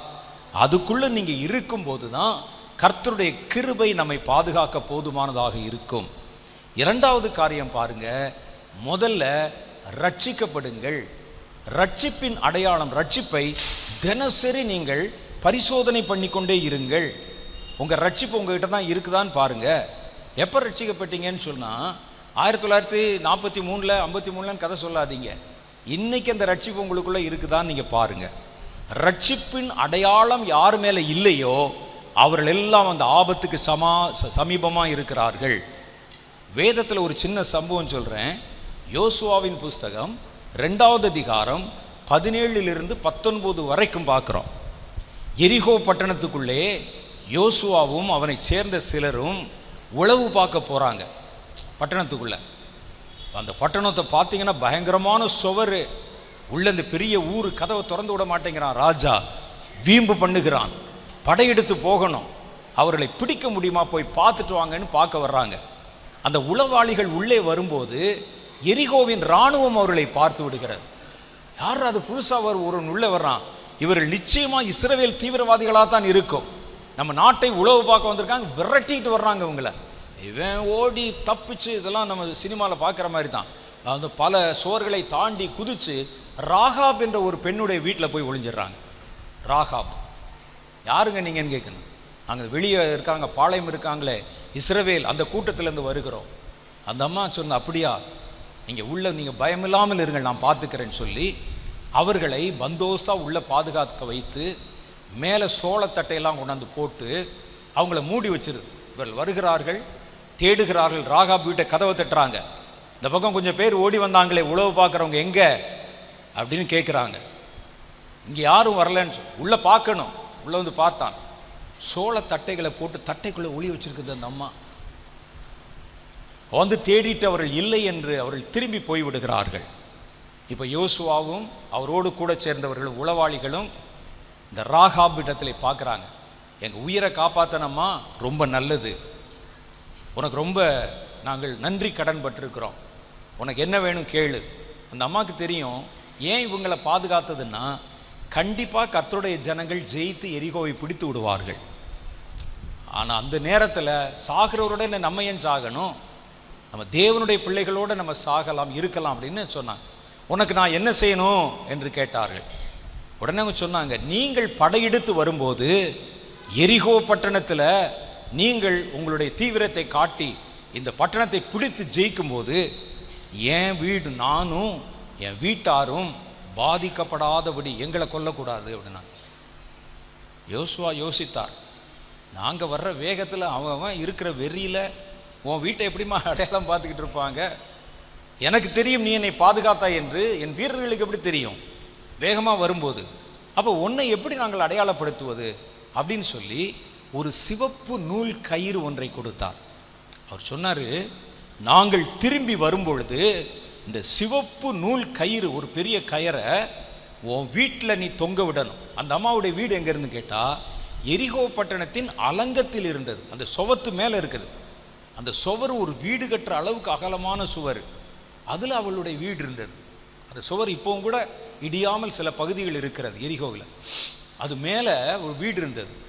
இதை நீ கட்டி வச்சிரு, கட்டி வைத்து நாங்கள் திரும்பி வரும்போது இந்த சிவப்பு நூல் இருக்கிற வீட்டுக்குள்ள என் வீரர்கள் வந்து யாரையும் தொடமாட்டாங்க, அவங்களுக்கு எல்லாம் சொல்லித்தாங்க நாங்கள் கூட்டு வருவோம், நீ யாரை வேண்டுமானால் உள்ளே கொண்டாந்து வச்சுக்கலாம், உன்னுடைய உறவினர்கள் நண்பர்கள் யாரை வேண்டுமானால் இங்கே கொண்டு வந்து வச்சிடலாம். இந்த நூல் உன் வீட்டு ஜன்னலில் கட்டப்பட்டு எங்கள் பார்வைக்கு தெரிகிற மாதிரி வெளியே வரைக்கும் தொங்க விடப்பட்டிருக்கணும். ஒருவேளை அது எங்கள் பார்வைக்கு படாதபடிக்கு நீ கட்டி வைக்க மறந்துட்டேன்னா உன்னுடைய இரத்த பழிக்கு நான் பொறுப்பு இல்லை, வந்தால் கொன்னா முடிஞ்சது கதை. இப்படி சொல்லிட்டு போயிட்டார். இப்போ நம்மகிட்ட இப்படி சொல்லிட்டாங்கன்னு வச்சுக்கோங்க, நீங்கள் என்ன செய்வீங்க? அவர்கள் வரும்போது கட்டலாம் என்று காத்திருப்பீங்களா? இப்போ தானே இறங்கி போகிறாங்க இந்த ஆட்க, படையை திரட்டி கொண்டு வரும்போது இந்த நூலை கட்டி விடலாம் அப்படின்னு நினைப்பீங்களா? இந்த அம்மாள் என்ன செய்தாள், ராகாப் இவங்க இறங்கி போன உடனே நூலை கட்டிட்டார். ஒரு அடுத்த நிமிஷம் வந்தாலும் வந்துடுவான், யாருக்கு தெரியும்? எந்த நேரத்திலும் ஆக்கினை வந்து விடலாம், யாருக்கு தெரியும்? இந்த நூலை உடனே கட்டி வைங்க என்று கட்டி வைத்தார்கள். அதுதான் சொல்லுது யோசுவா 2வது அதிகாரம் 17. அப்பொழுது அந்த மனுஷர் அவளை நோக்கி, இதோ நாங்கள் தேசத்துக்குள் பிரவேசிக்கும் போது நீ இந்த சிவப்பு நூல் கயிற்றை எங்களை இறக்கிவிட்ட ஜன்னலிலே கட்டி உன் தகப்பனையும் உன் தாயையும் உன் சகோதரர்களையும் உன் தகப்பன் குடும்பத்தாரையும் உன்னிடத்தில் உன் வீட்டில் சேர்த்துக்கொள், இல்லாவிட்டால் நீ எங்கள் கையில் வாங்கின ஆணைக்கு நீங்களாயிருப்போம். எவனாவது உன் வீட்டு வாசல்களில் வெளியே புறப்பட்டால், அவங்க வரும்போது இருங்க போய் கடையில் ஒரு சோடா குடிச்சிட்டு வரேன் வெளியே போனாலும் கதை முடிஞ்சது, அவன் இரத்தப்பழி அவன் தலையில். எவனாவது உன் வீட்டு வாசலிருந்து வெளியே புறப்பட்டால் அவனுடைய இரத்தப்பழி அவன் தலையில் இருக்கும், எங்கள் மேல் குற்றம் இல்லை. உன்னோடு வீட்டில் இருக்கிற எவன் மேலாவது கை போடப்பட்டதே ஆகால், நீ வீட்டுக்குள்ள இருக்கும்போது எங்கால் எவளாவது கொன்னுட்டா அவனுடைய இரத்தப்பழி எங்கள் தலையின் மேல் இருக்கும். அதற்கு அவள், உங்கள் வார்த்தையின்படி ஆக கடவுது என்று சொல்லி உளவு பார்க்க வந்தவர்களை அனுப்பிவிட்டாள். அவர்கள் போய்விட்டார்கள். பின்பு அவள் அந்த சிவப்பு கயிற்றை ஜன்னலிலே கட்டி வைத்தாள். இந்த சிவப்பு கயிறு தான் கிறிஸ்துவின் இரத்தத்திற்கும் கர்த்தர் நமக்கு கொடுத்த ரட்சிப்புக்கும் அடையாளமாக இருக்குது. இந்த ரட்சிப்பு உங்கள்கிட்ட இருக்கிற வரைக்கும், உங்கள் மேல் அந்த கோபாக்கினை வரும் பொழுது, சங்கார தூதர்கள் வரும்போது, உன் தேசத்தின் மேலே ஒரு கோபாக்கினை செலுத்தப்படும் போது, நீ அதுக்குள்ளே இருந்தால் தப்பிச்ச. உன் ரட்சிப்பு காற்றுல போயிடுச்சுன்னா முடிஞ்சது. இப்போ நமக்கு அப்படி சொல்லிட்டு போயிட்டாங்க. நாம் என்ன செய்வோம்? அவர்கள் திரும்பி வர்ற வரைக்கும் காத்திருப்போமா? நம்ம பாருங்க, எப்போ வேணாலும் வரலாம், அவன் யாரு நமக்கு தெரியாது. அடுத்த நிமிஷமே கொண்டு வந்து அந்த சிவப்பு நூலை ஜன்னலை கட்டிட்டாங்க. ஜன்னலில் கட்டிட்டு அவர்கள் திரும்பி வர்ற வரைக்கும் இந்த சிவப்பு நூல் இருக்கா, காத்துல எங்கேயும் போயிருச்சா, மடிஞ்சிருச்சா, மடங்கிருச்சா, கண்ணுக்கு தெரியாமல் இடத்துல இருக்கான்னு இவர்கள் கட்டிட்டு பேசாமல் இருப்பாங்களா? அவங்க வேற என்ன செஞ்சுருப்பாங்க? தினம் அந்த கயத்தை போய் 1 மணி நேரத்துக்கு ஒரு தடவை பார்ப்பாங்க. சரியா இருக்கான்னு பாடுறா. அது வேற கயிறு கீரை எங்கேயா கலண்டு விழுந்துச்சுன்னா அவ்வளோதான். உள்ளே கோபத்தோடு ஆக்ரோஷத்தோடு வருகிறவர்கள், சங்கார தூதர்கள் நம்மையும் சேர்த்து கொண்டு போயிடுவான். 1 மணி நேரத்துக்கு ஒரு தடவை போய் பார்க்கறதுக்கு ஆள் வச்சுருப்பாங்க. அதுதான் நம்முடைய ரட்சிப்பு. அது எங்கேயாவது மடங்கி கிடங்கி கண்ணுக்கு தெரியாமல் இருக்குதா, அல்லது கட்டப்படாமல் இருக்குதா, அல்லது யாராவது கலட்டி போட்டு போயிட்டானா, காற்றுல எங்கேயாவது அடிச்சுட்டு போயிடுச்சா? அவர்கள் ஒவ்வொரு நிமிஷம் கண்ணும் கருத்தமாக இருப்பாங்க. அவர் சொல்றாங்க, அந்த ரட்சிப்புக்குள்ளே நீயும் உன் வீட்டாரும் இருக்கும்போது, அதுதான் பவுல் அங்கே சொல்லுகிறார், நீ கர்த்தராகிய இயேசுவை விசுவாசி, அப்பொழுது நீயும் உன் வீட்டாரும் ரட்சிக்கப்படுவீர்கள். சொல்றது பார்த்தீங்களா? நீ ரட்சிக்கப்பட்டா அந்த ரட்சிப்புக்குள்ளே உன் குடும்பத்தை கொண்டு வா, உன் தகப்பனையும் தாயையும் பிள்ளைகளையும் உள்ளே கொண்டு வா. எவனாவது அந்த ரட்சிப்பின் இடத்தை விட்டு வெளியே போனான்னா அவன் மேல் இந்த கோபாக்கினை வந்தால் நாங்க பொறுப்பு இல்லதற்கு. அவன் அதுக்குள்ளேயே இருக்கணும். அதுக்குத்தான் அந்த வீடு, அதுக்குத்தான் அந்த நூல், அதுக்குத்தான் அந்த அடையாளம். இந்த நூல், இந்த சிவப்பு நூல் என்பது கிறிஸ்துவின் இரத்தத்தையும் அவர் நமக்கு தந்த ரட்சிப்பையும் காட்டுகிறது. இது பேர் தான் ரட்சிப்பு. அப்ப இந்த ரட்சிப்பு தினம் நமக்குள்ள இருக்குதான்னு நம்ம டெஸ்ட் பண்ணணும். கோபாக்கினை வர்ற காலத்தில் நம்ம போய் கயிறு இருக்கான்னு பார்க்க கூடாது, தினம். ஏனென்றால் இதுதான் நம்மை பாதுகாக்க போதுமானது. உங்கள் ரட்சிப்பு நிறைவேற பிரயாசப்படுங்கள். ஆண்டவரிடத்திலிருந்து பெற்றுக்கொண்ட மன்னிப்பு, ஆண்டவரிடத்திலிருந்து பெற்றுக்கொண்ட சுத்திகரிப்பு, ஆண்டவருடைய இரத்தத்தினால் நமக்கு கிடைத்த நன்மை, அதை எங்கேயாவது இழந்துட்டோமா, எங்கேயாவது சோரம் போயிட்டோமா, கர்த்தரை விட்டு வழி விலகிட்டோமா, அந்த சிவப்பு நூல் கட்டப்பட்ட இடத்தில் இருந்து, அந்த கர்த்தரால் ப்ரொடெக்ட் பண்ணப்பட்ட பாதுகாக்கப்பட்ட இடத்தில் இருந்து வெளியே தலையை காட்டிட்டோமா, எதனாலாவது ஈர்க்கப்பட்டு கவரப்பட்டு வெளியே போயிட்டோமா, கவனப்படுங்கள். உங்களை காப்பாற்றுவதற்கு கர்த்தர் ஒரு கயிற்றை கொடுத்திருக்கிறார். யோசுவா காப்பாற்றுவதற்கு ஒரு கயிற்றை கொடுத்தான். கர்த்தர் உங்களை காப்பாற்ற தன்னுடைய இரத்தத்தை கொடுத்திருக்கிறார். அந்த இரத்தத்தை உங்கள் மேல் அடையாளமாய் கர்த்தர் வைத்திருக்கிறார். அந்த ரட்சிப்புக்குள்ளே இருக்கிற வரைக்கும் தான் உங்களுக்கு பாதுகாப்பு. உலகம் கதரும், உலகம் அழியும், பட்டணம் இடியும், சுவர்கள் ஒருவேளை மடியும், மன்னன் மடிஞ்சு போகலாம், ஜனங்கள் அழிந்து போகலாம், ஆடு மாடுகள் கொளுத்தப்படலாம். ராகாபே, உன் மீட்டின் மேல இந்த தீமை வருவதில்லை என்று கர்த்தர் சொல்லி இருக்கிறார். அப்ப இந்த ரத்தம் நம்ம மேல எப்பவும் இருக்கணும். அந்த ரட்சிப்பு அனுபவத்துக்குள்ள நீங்க எப்பவும் இருக்கணும். போக்கும் வரத்துமா இருக்கக்கூடாது. பாவத்தை கண்டால் அங்கே போய் 4 நாள் வேலை செய்வது, பரிசுத்தத்தை கண்டால் இங்கே வந்து 2 நாள் தேவனிடத்தில் அழுவது, அப்படி இல்லை. அந்த கயிறு அலுங்காம, அந்த ரட்சிப்பு செதறாம, அந்த ரட்சிப்பின் எல்லை விட்டு நீங்கள் வெளியேறி போகாம, கர்த்தருடைய கோபாக்கினை கடந்து போகிற நேரத்தில் நீங்கள் அதற்குள்ளே இருப்பது தான் உங்களுக்கு பாதுகாப்பு. அதுக்கு தான் அந்த ரட்சிப்பு கொடுக்கப்பட்டிருக்கிறது. வரும் கோபத்துக்கு தப்பித்துக் கொள்ளுகிற வழி அந்த ரட்சிப்பிலே இருக்கிறது. நமக்கு வரும் கோபத்துக்கு தப்பித்துக் கொள்ளுகிற வழி கர்த்தர் நமக்கு கொடுத்திருக்கிற சபையிலேயும் ஊழியத்திலும் இருக்கிறது. வரும் கோபத்துக்கு தப்பித்துக் கொள்ளுகிற வழியை நம்ம ஆராய்ந்து பார்த்து அதுக்குள்ளே இருக்கணும். ராகாபதை கண்ணு கருத்துமாய் பார்த்து கொண்டாள்.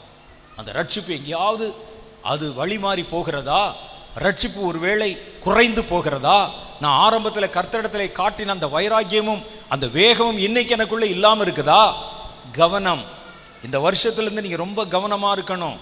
கொடிய நாட்கள் வருகிறது, தீமையின் நாட்கள் வருகிறது. கர்த்தரை அண்டிக் கொள்ளுகிறவன் பாக்கியவான். அண்டிக் கொள்ளுதல் என்றால் என்ன அர்த்தம்? எந்த காரியத்துக்கும் நீங்கள் கர்த்தரை சார்ந்திருக்கணும். எந்த காலத்திலும் அப்படி இல்லாட்டா கூட பரவாயில்ல, இந்த காலத்தில் நீங்கள் இருந்தால்தான் வரும் கோபத்துக்கு தப்பித்துக் கொள்ளுகிற வழி உங்களுக்கு கிடைக்கும் என்று கர்த்தருடைய வேதம் சொல்லுது. இந்த வருஷத்திலிருந்து பல அதிகாரங்கள், சாத்தானுடைய பல தீவினைகள் கட்டவிழ்த்து விடப்படும். வஞ்சிக்கிற அடையாளங்கள். ஆண்டவர் சொன்னார், இந்த வருஷத்தில் என்ன வரும்? Dark science. டார்க் சயின்ஸ்னா இருண்ட விஞ்ஞானம், தீமையின் விஞ்ஞானம் தேசத்தில் பரவும். தீமை விஞ்ஞானம், மருத்துவத்தில் தீய விஞ்ஞானம் வரும், அரசியலில் தீய விஞ்ஞானம் வரும், சபைகளுக்குள்ளே தீய விஞ்ஞானம், டார்க் சயின்ஸ் உள்ளே நுழையும். எல்லாவற்றிலும் கவனமாக இருக்கணும். இந்த வருஷத்துலேருந்து பாருங்கள், புதுசாக சில கருவிகளை உங்களை கொண்டு வந்து காட்டுவாங்க. கொஞ்ச நாளைக்கு முன்னால் பார்த்தீங்கன்னா, அதுக்கு முன்னாலெல்லாம் ஃபோன் கிடையாது, மொபைல் கிடையாது, ஒன்றும் கிடையாது. மொபைல் ஃபோன் கொண்டு வந்து அதில் கேம்ஸ் கொண்டு வந்து இன்றைக்கி வாலிபர்கள், நிறைய தேவனுடைய பிள்ளைகளை கூட அதுக்குள்ளே அடிமைத்தனப்படுத்தி கட்டி போட்டு வச்சுருக்கிறான். இனி அது தீவிரப்படுத்தப்பட்டு ஜனங்களுடைய ரட்சிப்பை இழக்க வைக்கிற அளவுக்கு அவர்களை என்டர்டெயின்மெண்ட்லையும் குதூகலத்திலையும் தேவையற்ற காரியங்களிலும் அவர்களை உள்ளே புறப்பட வைக்கும். அப்படிப்பட்ட மாய தோற்றங்கள் உண்டாகும். இனி வருகிற காலத்தில் ஜனங்களை ஏமாற்ற புறப்படுகிற வஞ்சகர்கள் எழும்புவாங்க. கடவுளுடைய பிள்ளைகள் மாதிரியே வந்து தீர்க்க தரிசனம் உரைத்து தீமையை பின்பற்ற சொல்லுவாங்க. அவன் நமக்கு தெரியும், அவன் வந்து தேவனால் அங்கீகரிக்கப்பட அந்தி கிறிஸ்துவாவே இருப்பான். அந்தி கிறிஸ்து நம்ம ஏற்கனவே சொன்னமே அவன் வந்து ஒரு சட்டத்தை கொண்டு வந்தா இவர்கள் நமக்கு அவனை பின்பற்ற சொல்லி கொடுப்பாங்க. பார்த்தீங்களா, ஒரு பெரிய தலைவர் எழும்பிட்டாரு, ஒரு உலகத்தில் இருக்கிற எல்லா நாடுகளையும் ஒன்று திரட்டுவார், வியாபாரத்தை ஒன்றாக்குவார், நம்ம எல்லாருக்கும் எல்லாம் கிடைக்க செய்வார், என்ன ஒரு முத்திரை மாத்திரம் வாங்கிட்டா போதும் அவ்வளோதானே என்று சொல்லி தீமைக்கு வக்காலத்து வாங்குகிற அல்லது தீமைக்கு ஆதரவு தெரிவிக்கிற ஊழியர்கள் கூட எழும்புவாங்க. கூடுமானால் தெரிந்து கொள்ளப்பட்டவர்களையும் வஞ்சிக்கத்தக்கதான பெரிய அடையாளங்களையும் அற்புதங்களையும் பொல்லாத பிசாசு செய்வான். அந்த காலத்தில் நமக்கு தெரியவே தெரியாது, அதை நம்ம ஏற்றுக்கொள்ளுகிற மாதிரி இருக்கும். இவைகளிலிருந்தெல்லாம் நீங்கள் தப்பிக்கணும். பொல்லாத காரியங்கள்லேருந்து யுத்தத்தின் செய்தியை கேள்விப்படுவீங்க, கொள்ளை நோய்களை கேள்விப்படுவீங்க, இந்த நெருப்பு பரவின காரியங்களைப் போல ஒரு தேசத்தில் பல அழிவுகளை பார்ப்பீங்க. 2024 கடைசியில் எத்தனை இடத்துல வெள்ளம், எத்தனை இடத்துல சேதம், நேபாளத்தில் ஒரு பெரிய நிலநடுக்கம், திபெத்து பகுதிகளில் ஒரு பெரிய நிலநடுக்கம், ஸ்பெயினில் ஒரு பெரிய நிலநடுக்கம், இப்படி பல இடங்களிலும் பல்வேறு விதமான பயங்கரங்கள். இவைகள் எல்லாம் நடக்கும்போது கர்த்தருடைய வேதம் சொல்லுது, உங்கள் விஞ்ஞானம் உங்களை காப்பாற்றாது, மனுஷ சக்தி உங்களை காப்பாற்றாது, என் ஜனங்களை கோபாக்கனிலிருந்து காப்பாற்ற நான் சில ஏதுக்களை வைத்திருக்கிறேன். ஒன்று, உங்கள் ரட்சிப்புக்குள்ளே இருங்க, அது உங்களை பாதுகாக்கும். ரட்சிப்பை விட்டு வெளியே இழுக்கக்கூடிய எந்த மாய உபதேசத்துக்கும் இடம் கொடுக்காதீங்க. கர்த்தர் உங்களுக்கு தந்திருக்கிற அடைக்கல பட்டணத்துக்குள்ளே நீங்கள் அடைக்கலமாக இருங்கள். நீங்கள் நம்பி சார்ந்திருக்கிற ஊழியங்களும் சபைகளும் பாதாளத்தின் வாசல்கள் மேற்கொள்ள கூடாத அளவுக்கு இருக்குதா அப்படிங்கிறதுல கவனமாக இருங்க. எல்லாவற்றுக்கும் மேலே கர்த்தருடைய வேதம் சொல்லுது. லூக்கா சுவிசேஷம் 21வது அதிகாரம் 35-36 வசனத்தில், பூமி எங்கிலும் குடியிருக்கிற அனைவர் மேலும் தீமை ஒரு கண்ணியை போல வரும். எல்லார் மேலே வருமா? பூமியின் மேல் குடியிருக்கிற ஒரு வெள்ளம் மாதிரி, அலை மாதிரி, கொள்ளை நோய் மாதிரி, பூமி அதிர்ச்சி மாதிரி, பூமியில் குடியிருக்கிற அநேகர் மேலே அது ஒரு கண்ணியை போல வரும். ஆகையால் இனி சம்பவிக்க போகிற இவைகளுக்கெல்லாம் நீங்கள் தப்பி மனுஷகுமாரன் முன்பாக நிற்க பாத்திரவான்களாய் எண்ணப்படும்படிக்கு எப்பொழுதும் ஜெபம் பண்ணி விழித்திருங்கள் என்றார். இது ஆண்டவர் நமக்கு கொடுத்த ஆலோசனை. எதுக்கு நம்ம ஜெபம் பண்ணி விழித்திருக்கணுமா? சம்பவிக்க போகிற இவைகளுக்கு நீங்கள் தப்புவதற்காக. கர்த்தருடைய ரகசிய வருகை வரும்போது அவர் முன்னால போய் நிற்கும்படிக்கு உங்களை ஆயத்தப்படுத்துவதற்காக. இந்த 2 காரியங்களுக்கு நீங்கள் ஊக்கமாக ஜெபம் பண்ணணுமா? ஜெபம் பண்ணுறோம் நம்ம, ஆனால் எதுக்கு ஜெபம் பண்ணுறோம் யோசித்து பாருங்க. கர்த்தர் சொன்னார், இவைகளுக்கு நீங்கள் தப்புவதற்கு ஜெபம் பண்ணுங்க. நீங்கள் ஜெபம் பண்ண இந்த ஜெபம் உங்களை பாதுகாக்க போதுமானதாக இருக்கிறது. நீங்கள் இவைகளுக்கு தப்ப வைக்கிறது. அதே நேரத்தில் அந்த ஜெபம் கர்த்தருக்கு முன்னால் போய் நிற்கும்படிக்கு உங்களை தகுதிப்படுத்தி பரிசுத்தப்படுத்துகிறது. இப்போ இந்த 2 காரியத்தை கவனத்தில் வச்சு ஜெபம் பண்ணுங்க. தீமைகளை குறிவைத்து அதனுடைய பாதுகாப்புக்கு ஜெபம் பண்ணுங்க இந்த காலத்தில். 2வது, உங்களை கர்த்தர் ஆயத்தப்படுத்தும்படிக்கு ஜெபம் பண்ணுங்க. எப்பொழுதும் ஜெபம் பண்ணி விழித்திருங்கள். பூமி நடுங்கும் போது, சுனாமி அலைகள் பெருகும் போது, கொள்ளை நோய் வரும்போது ஜெபம் மாத்திரம் பண்ணால் போதுமாயா அப்படி நீங்கள் கேட்கலாம். சும்மா வீட்டில் உட்காந்து ஜெபம் பண்ணிட்டா அது எப்படி பாதுகாக்கும்? நம்ம ஏதோ பாதுகாப்புக்கு ஏதாவது ஒன்று பார்க்கணும் இல்லை அப்படின்னு நம்ம மனசில் தோன்றும். இந்த ஆலோசனை சொன்னது ஒரு மனுஷனாக இருந்தால் நம்ம அப்படி யோசிக்கலாம். இதை யார் நமக்கு ரெக்கமெண்ட் பண்ணுறதுன்னு கேட்டால் கர்த்தர் சொல்கிறாரு. இதெல்லாம் மேலே ஒரு பெரிய பட்டியல் இருக்க அந்த அதிகாரத்தில் படித்து பாருங்கள். இவைகளுக்கெல்லாம் நீங்கள் தப்புவதற்கு ஒரே ஒரு சோர்ஸ், ஒரே ஒரு காரியம்தான் இருக்குது, ஜெபம். அந்த ஜெபம் நம்ம எப்படி பண்ணுகிறோம் என்பதிலும் இருக்கிறது. சும்மா ஜெபம் சொன்னோடனே சும்மா எழுதி வச்சு படிக்கிறது, போகிற போக்கில் ஜெபிக்கிறது, அப்படி இல்லை. இந்த காலங்கள் தீவிரமாக ஜெபம் பண்ண வேண்டிய காலம், தீவிரமாய் உங்கள் ஆயத்தத்துக்காக மன்றாட வேண்டிய காலம், உங்கள் ரட்சிப்பு பரிபூர்ணம் அடைவதற்காக பிரயாசப்பட்டு ஜெபம் பண்ண வேண்டிய காலம். இந்த ஜெபத்தில் ஊக்கமாக நீங்கள் முன்னேற வேண்டும். இந்த ஜெபம் உங்களை பாதுகாக்கும். கர்த்தர் சொல், கண்ணி மாதிரி வரும், நீங்கள் மாத்திரம் தப்புவீர்கள். கண்ணி தெரித்தது, நாமோ தப்பினோம் என்று கர்த்தருடைய வேதம் சொல்லுது. அப்போ இவைகளுக்கு எல்லாம் ஜெபம் ஒரு மூல காரணமாக இருக்கிறது. நான் சொல்கிறேன்னு சொன்னால் இன்னும் நிறைய விஷயம் இருக்குது. ஆனால் பொதுவாய் நான் உங்களுக்கு ஒரே ஒரு காரியத்தை சொல்லிக்கொள்ள விரும்புகிறேன். இந்த வருஷத்தில் இருந்து கர்த்தர் எனக்கு சொன்ன மாதிரி தீமை பலம் பெறுகிறதையும் அதிகாரம் பெறுகிறதையும் ஜனங்களை வஞ்சிக்கும்படிக்காக உங்கள் வாழ்க்கையிலே தங்களை பொருத்தி கொள்வதை நீங்கள் பார்க்க போகிறீங்க. நிறையா ஒரு புதிய விஞ்ஞானம் நிறையா வரும். அது மனிதர்களோட தன்னை பொருத்தி கொள்ளும்.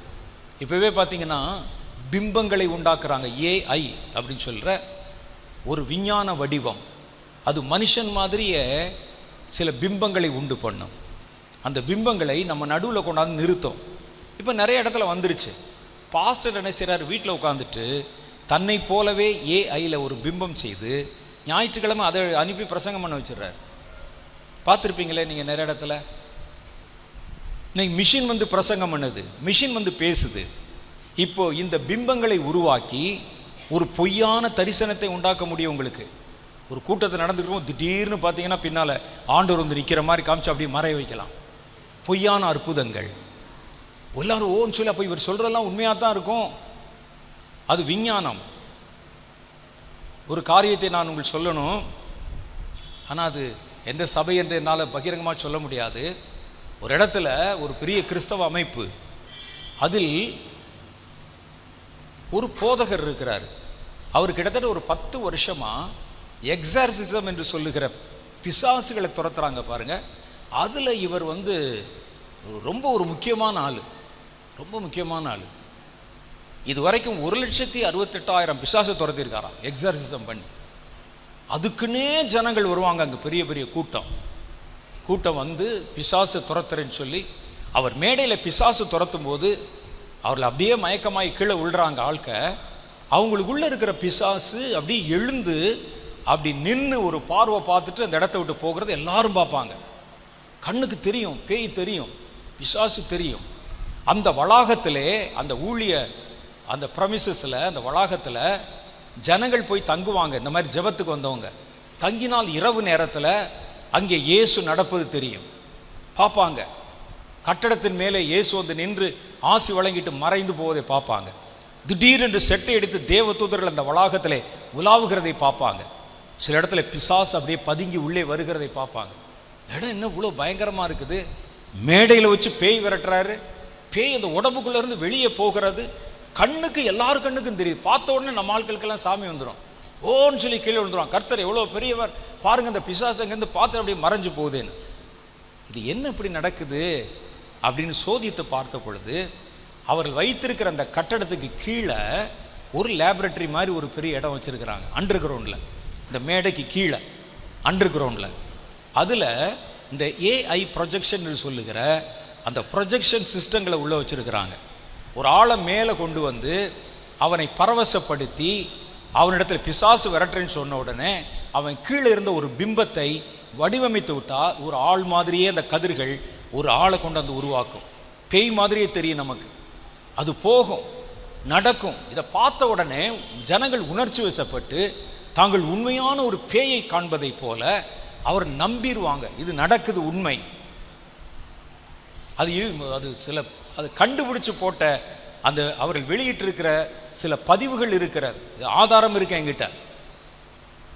அப்புறம் அந்த வளாகம் முழுவதிலும் பார்த்தீங்கன்னா திடீர்னு ஜீசஸ் வந்து நிற்பார். இது எல்லாமே ஏஐயில் உண்டாக்கப்பட்ட பிம்பங்கள். அதை மனிதர்கள் நடுவில் கலந்து விடுவது எப்படி இருக்கும் பாருங்க. குடும்பத்துக்குள்ளே கலந்து விடுவது, வீட்டுக்குள்ளே கலந்து விடுவது. இந்த கலாச்சாரம் இனி வருகிற வருஷத்தில் தீவிரமாகிவிடும். நீங்கள் வேணா பாருங்கள், எழுதி வச்சுங்க, தீவிரமாகும். எது உண்மை எது பொய் என்று தெரியாமல் வேறு ஒரு பிம்பங்கள் மனித வாழ்க்கையில் கலக்க ஆரம்பிச்சிடும். இப்போ என்ன கண்டுபிடிச்சிருக்கிறாங்க, நமக்கு ரொம்ப பிரியமான என் தாய் இறந்து விட்டால் நீ ஒன்றும் கவலைப்படாதீங்க, உங்கள் அம்மா மாதிரியே ஒரு 3Dயில் ஒரு ஏஐ பிம்பத்தை செஞ்சு உங்கள் வீட்டில் கொண்டாந்து விட்டுறோம், அது பாட்டுக்கு நடந்துக்கிட்டு இருக்கட்டும். புருஷன் இறந்துட்டானே அது மாதிரி ஒரு பிம்பத்தை கொண்டாந்து உள்ளே வச்சுருவோம், மனைவி இறந்துட்டாலே பிம்பத்தை கொண்டாந்து வச்சுருவோம். இனி அந்த கலாச்சாரம் தீவிரமாய் வந்து ஒரு மனிதன் நம்ம கூட இருக்கிற மாதிரியே இருக்கும். அந்த பிம்பம் ஒரு தகப்பன் போல தாயை போல இருக்கும்.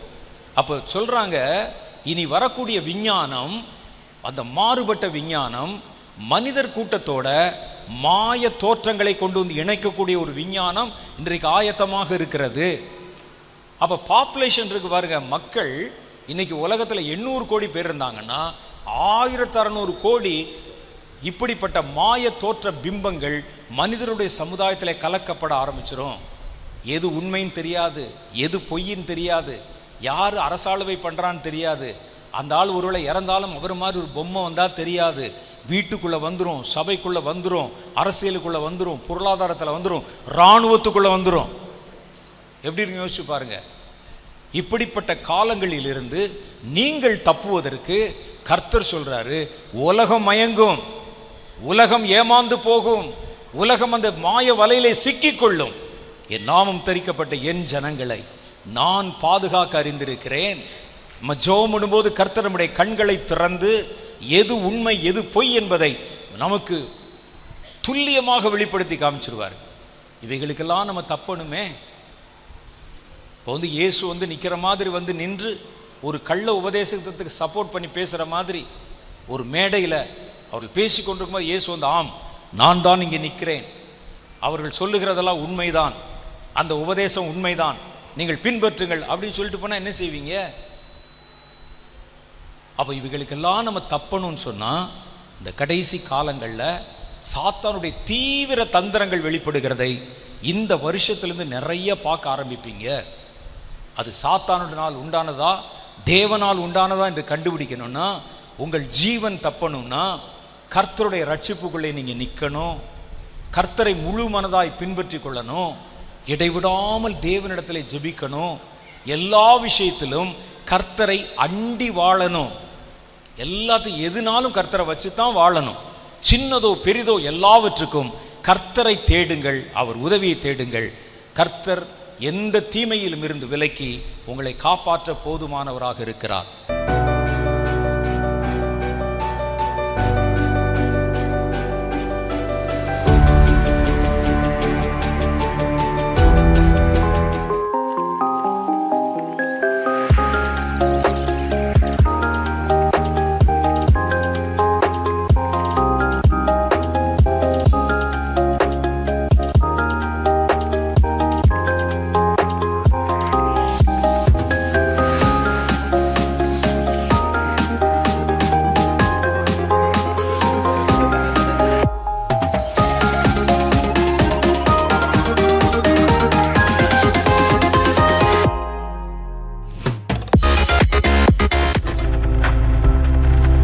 நீங்கள் பார்த்துக் கொண்டிருப்பது உங்கள் ஜாய் டிவி. உங்கள் துக்கம் சந்தோஷமாய் மாறும்.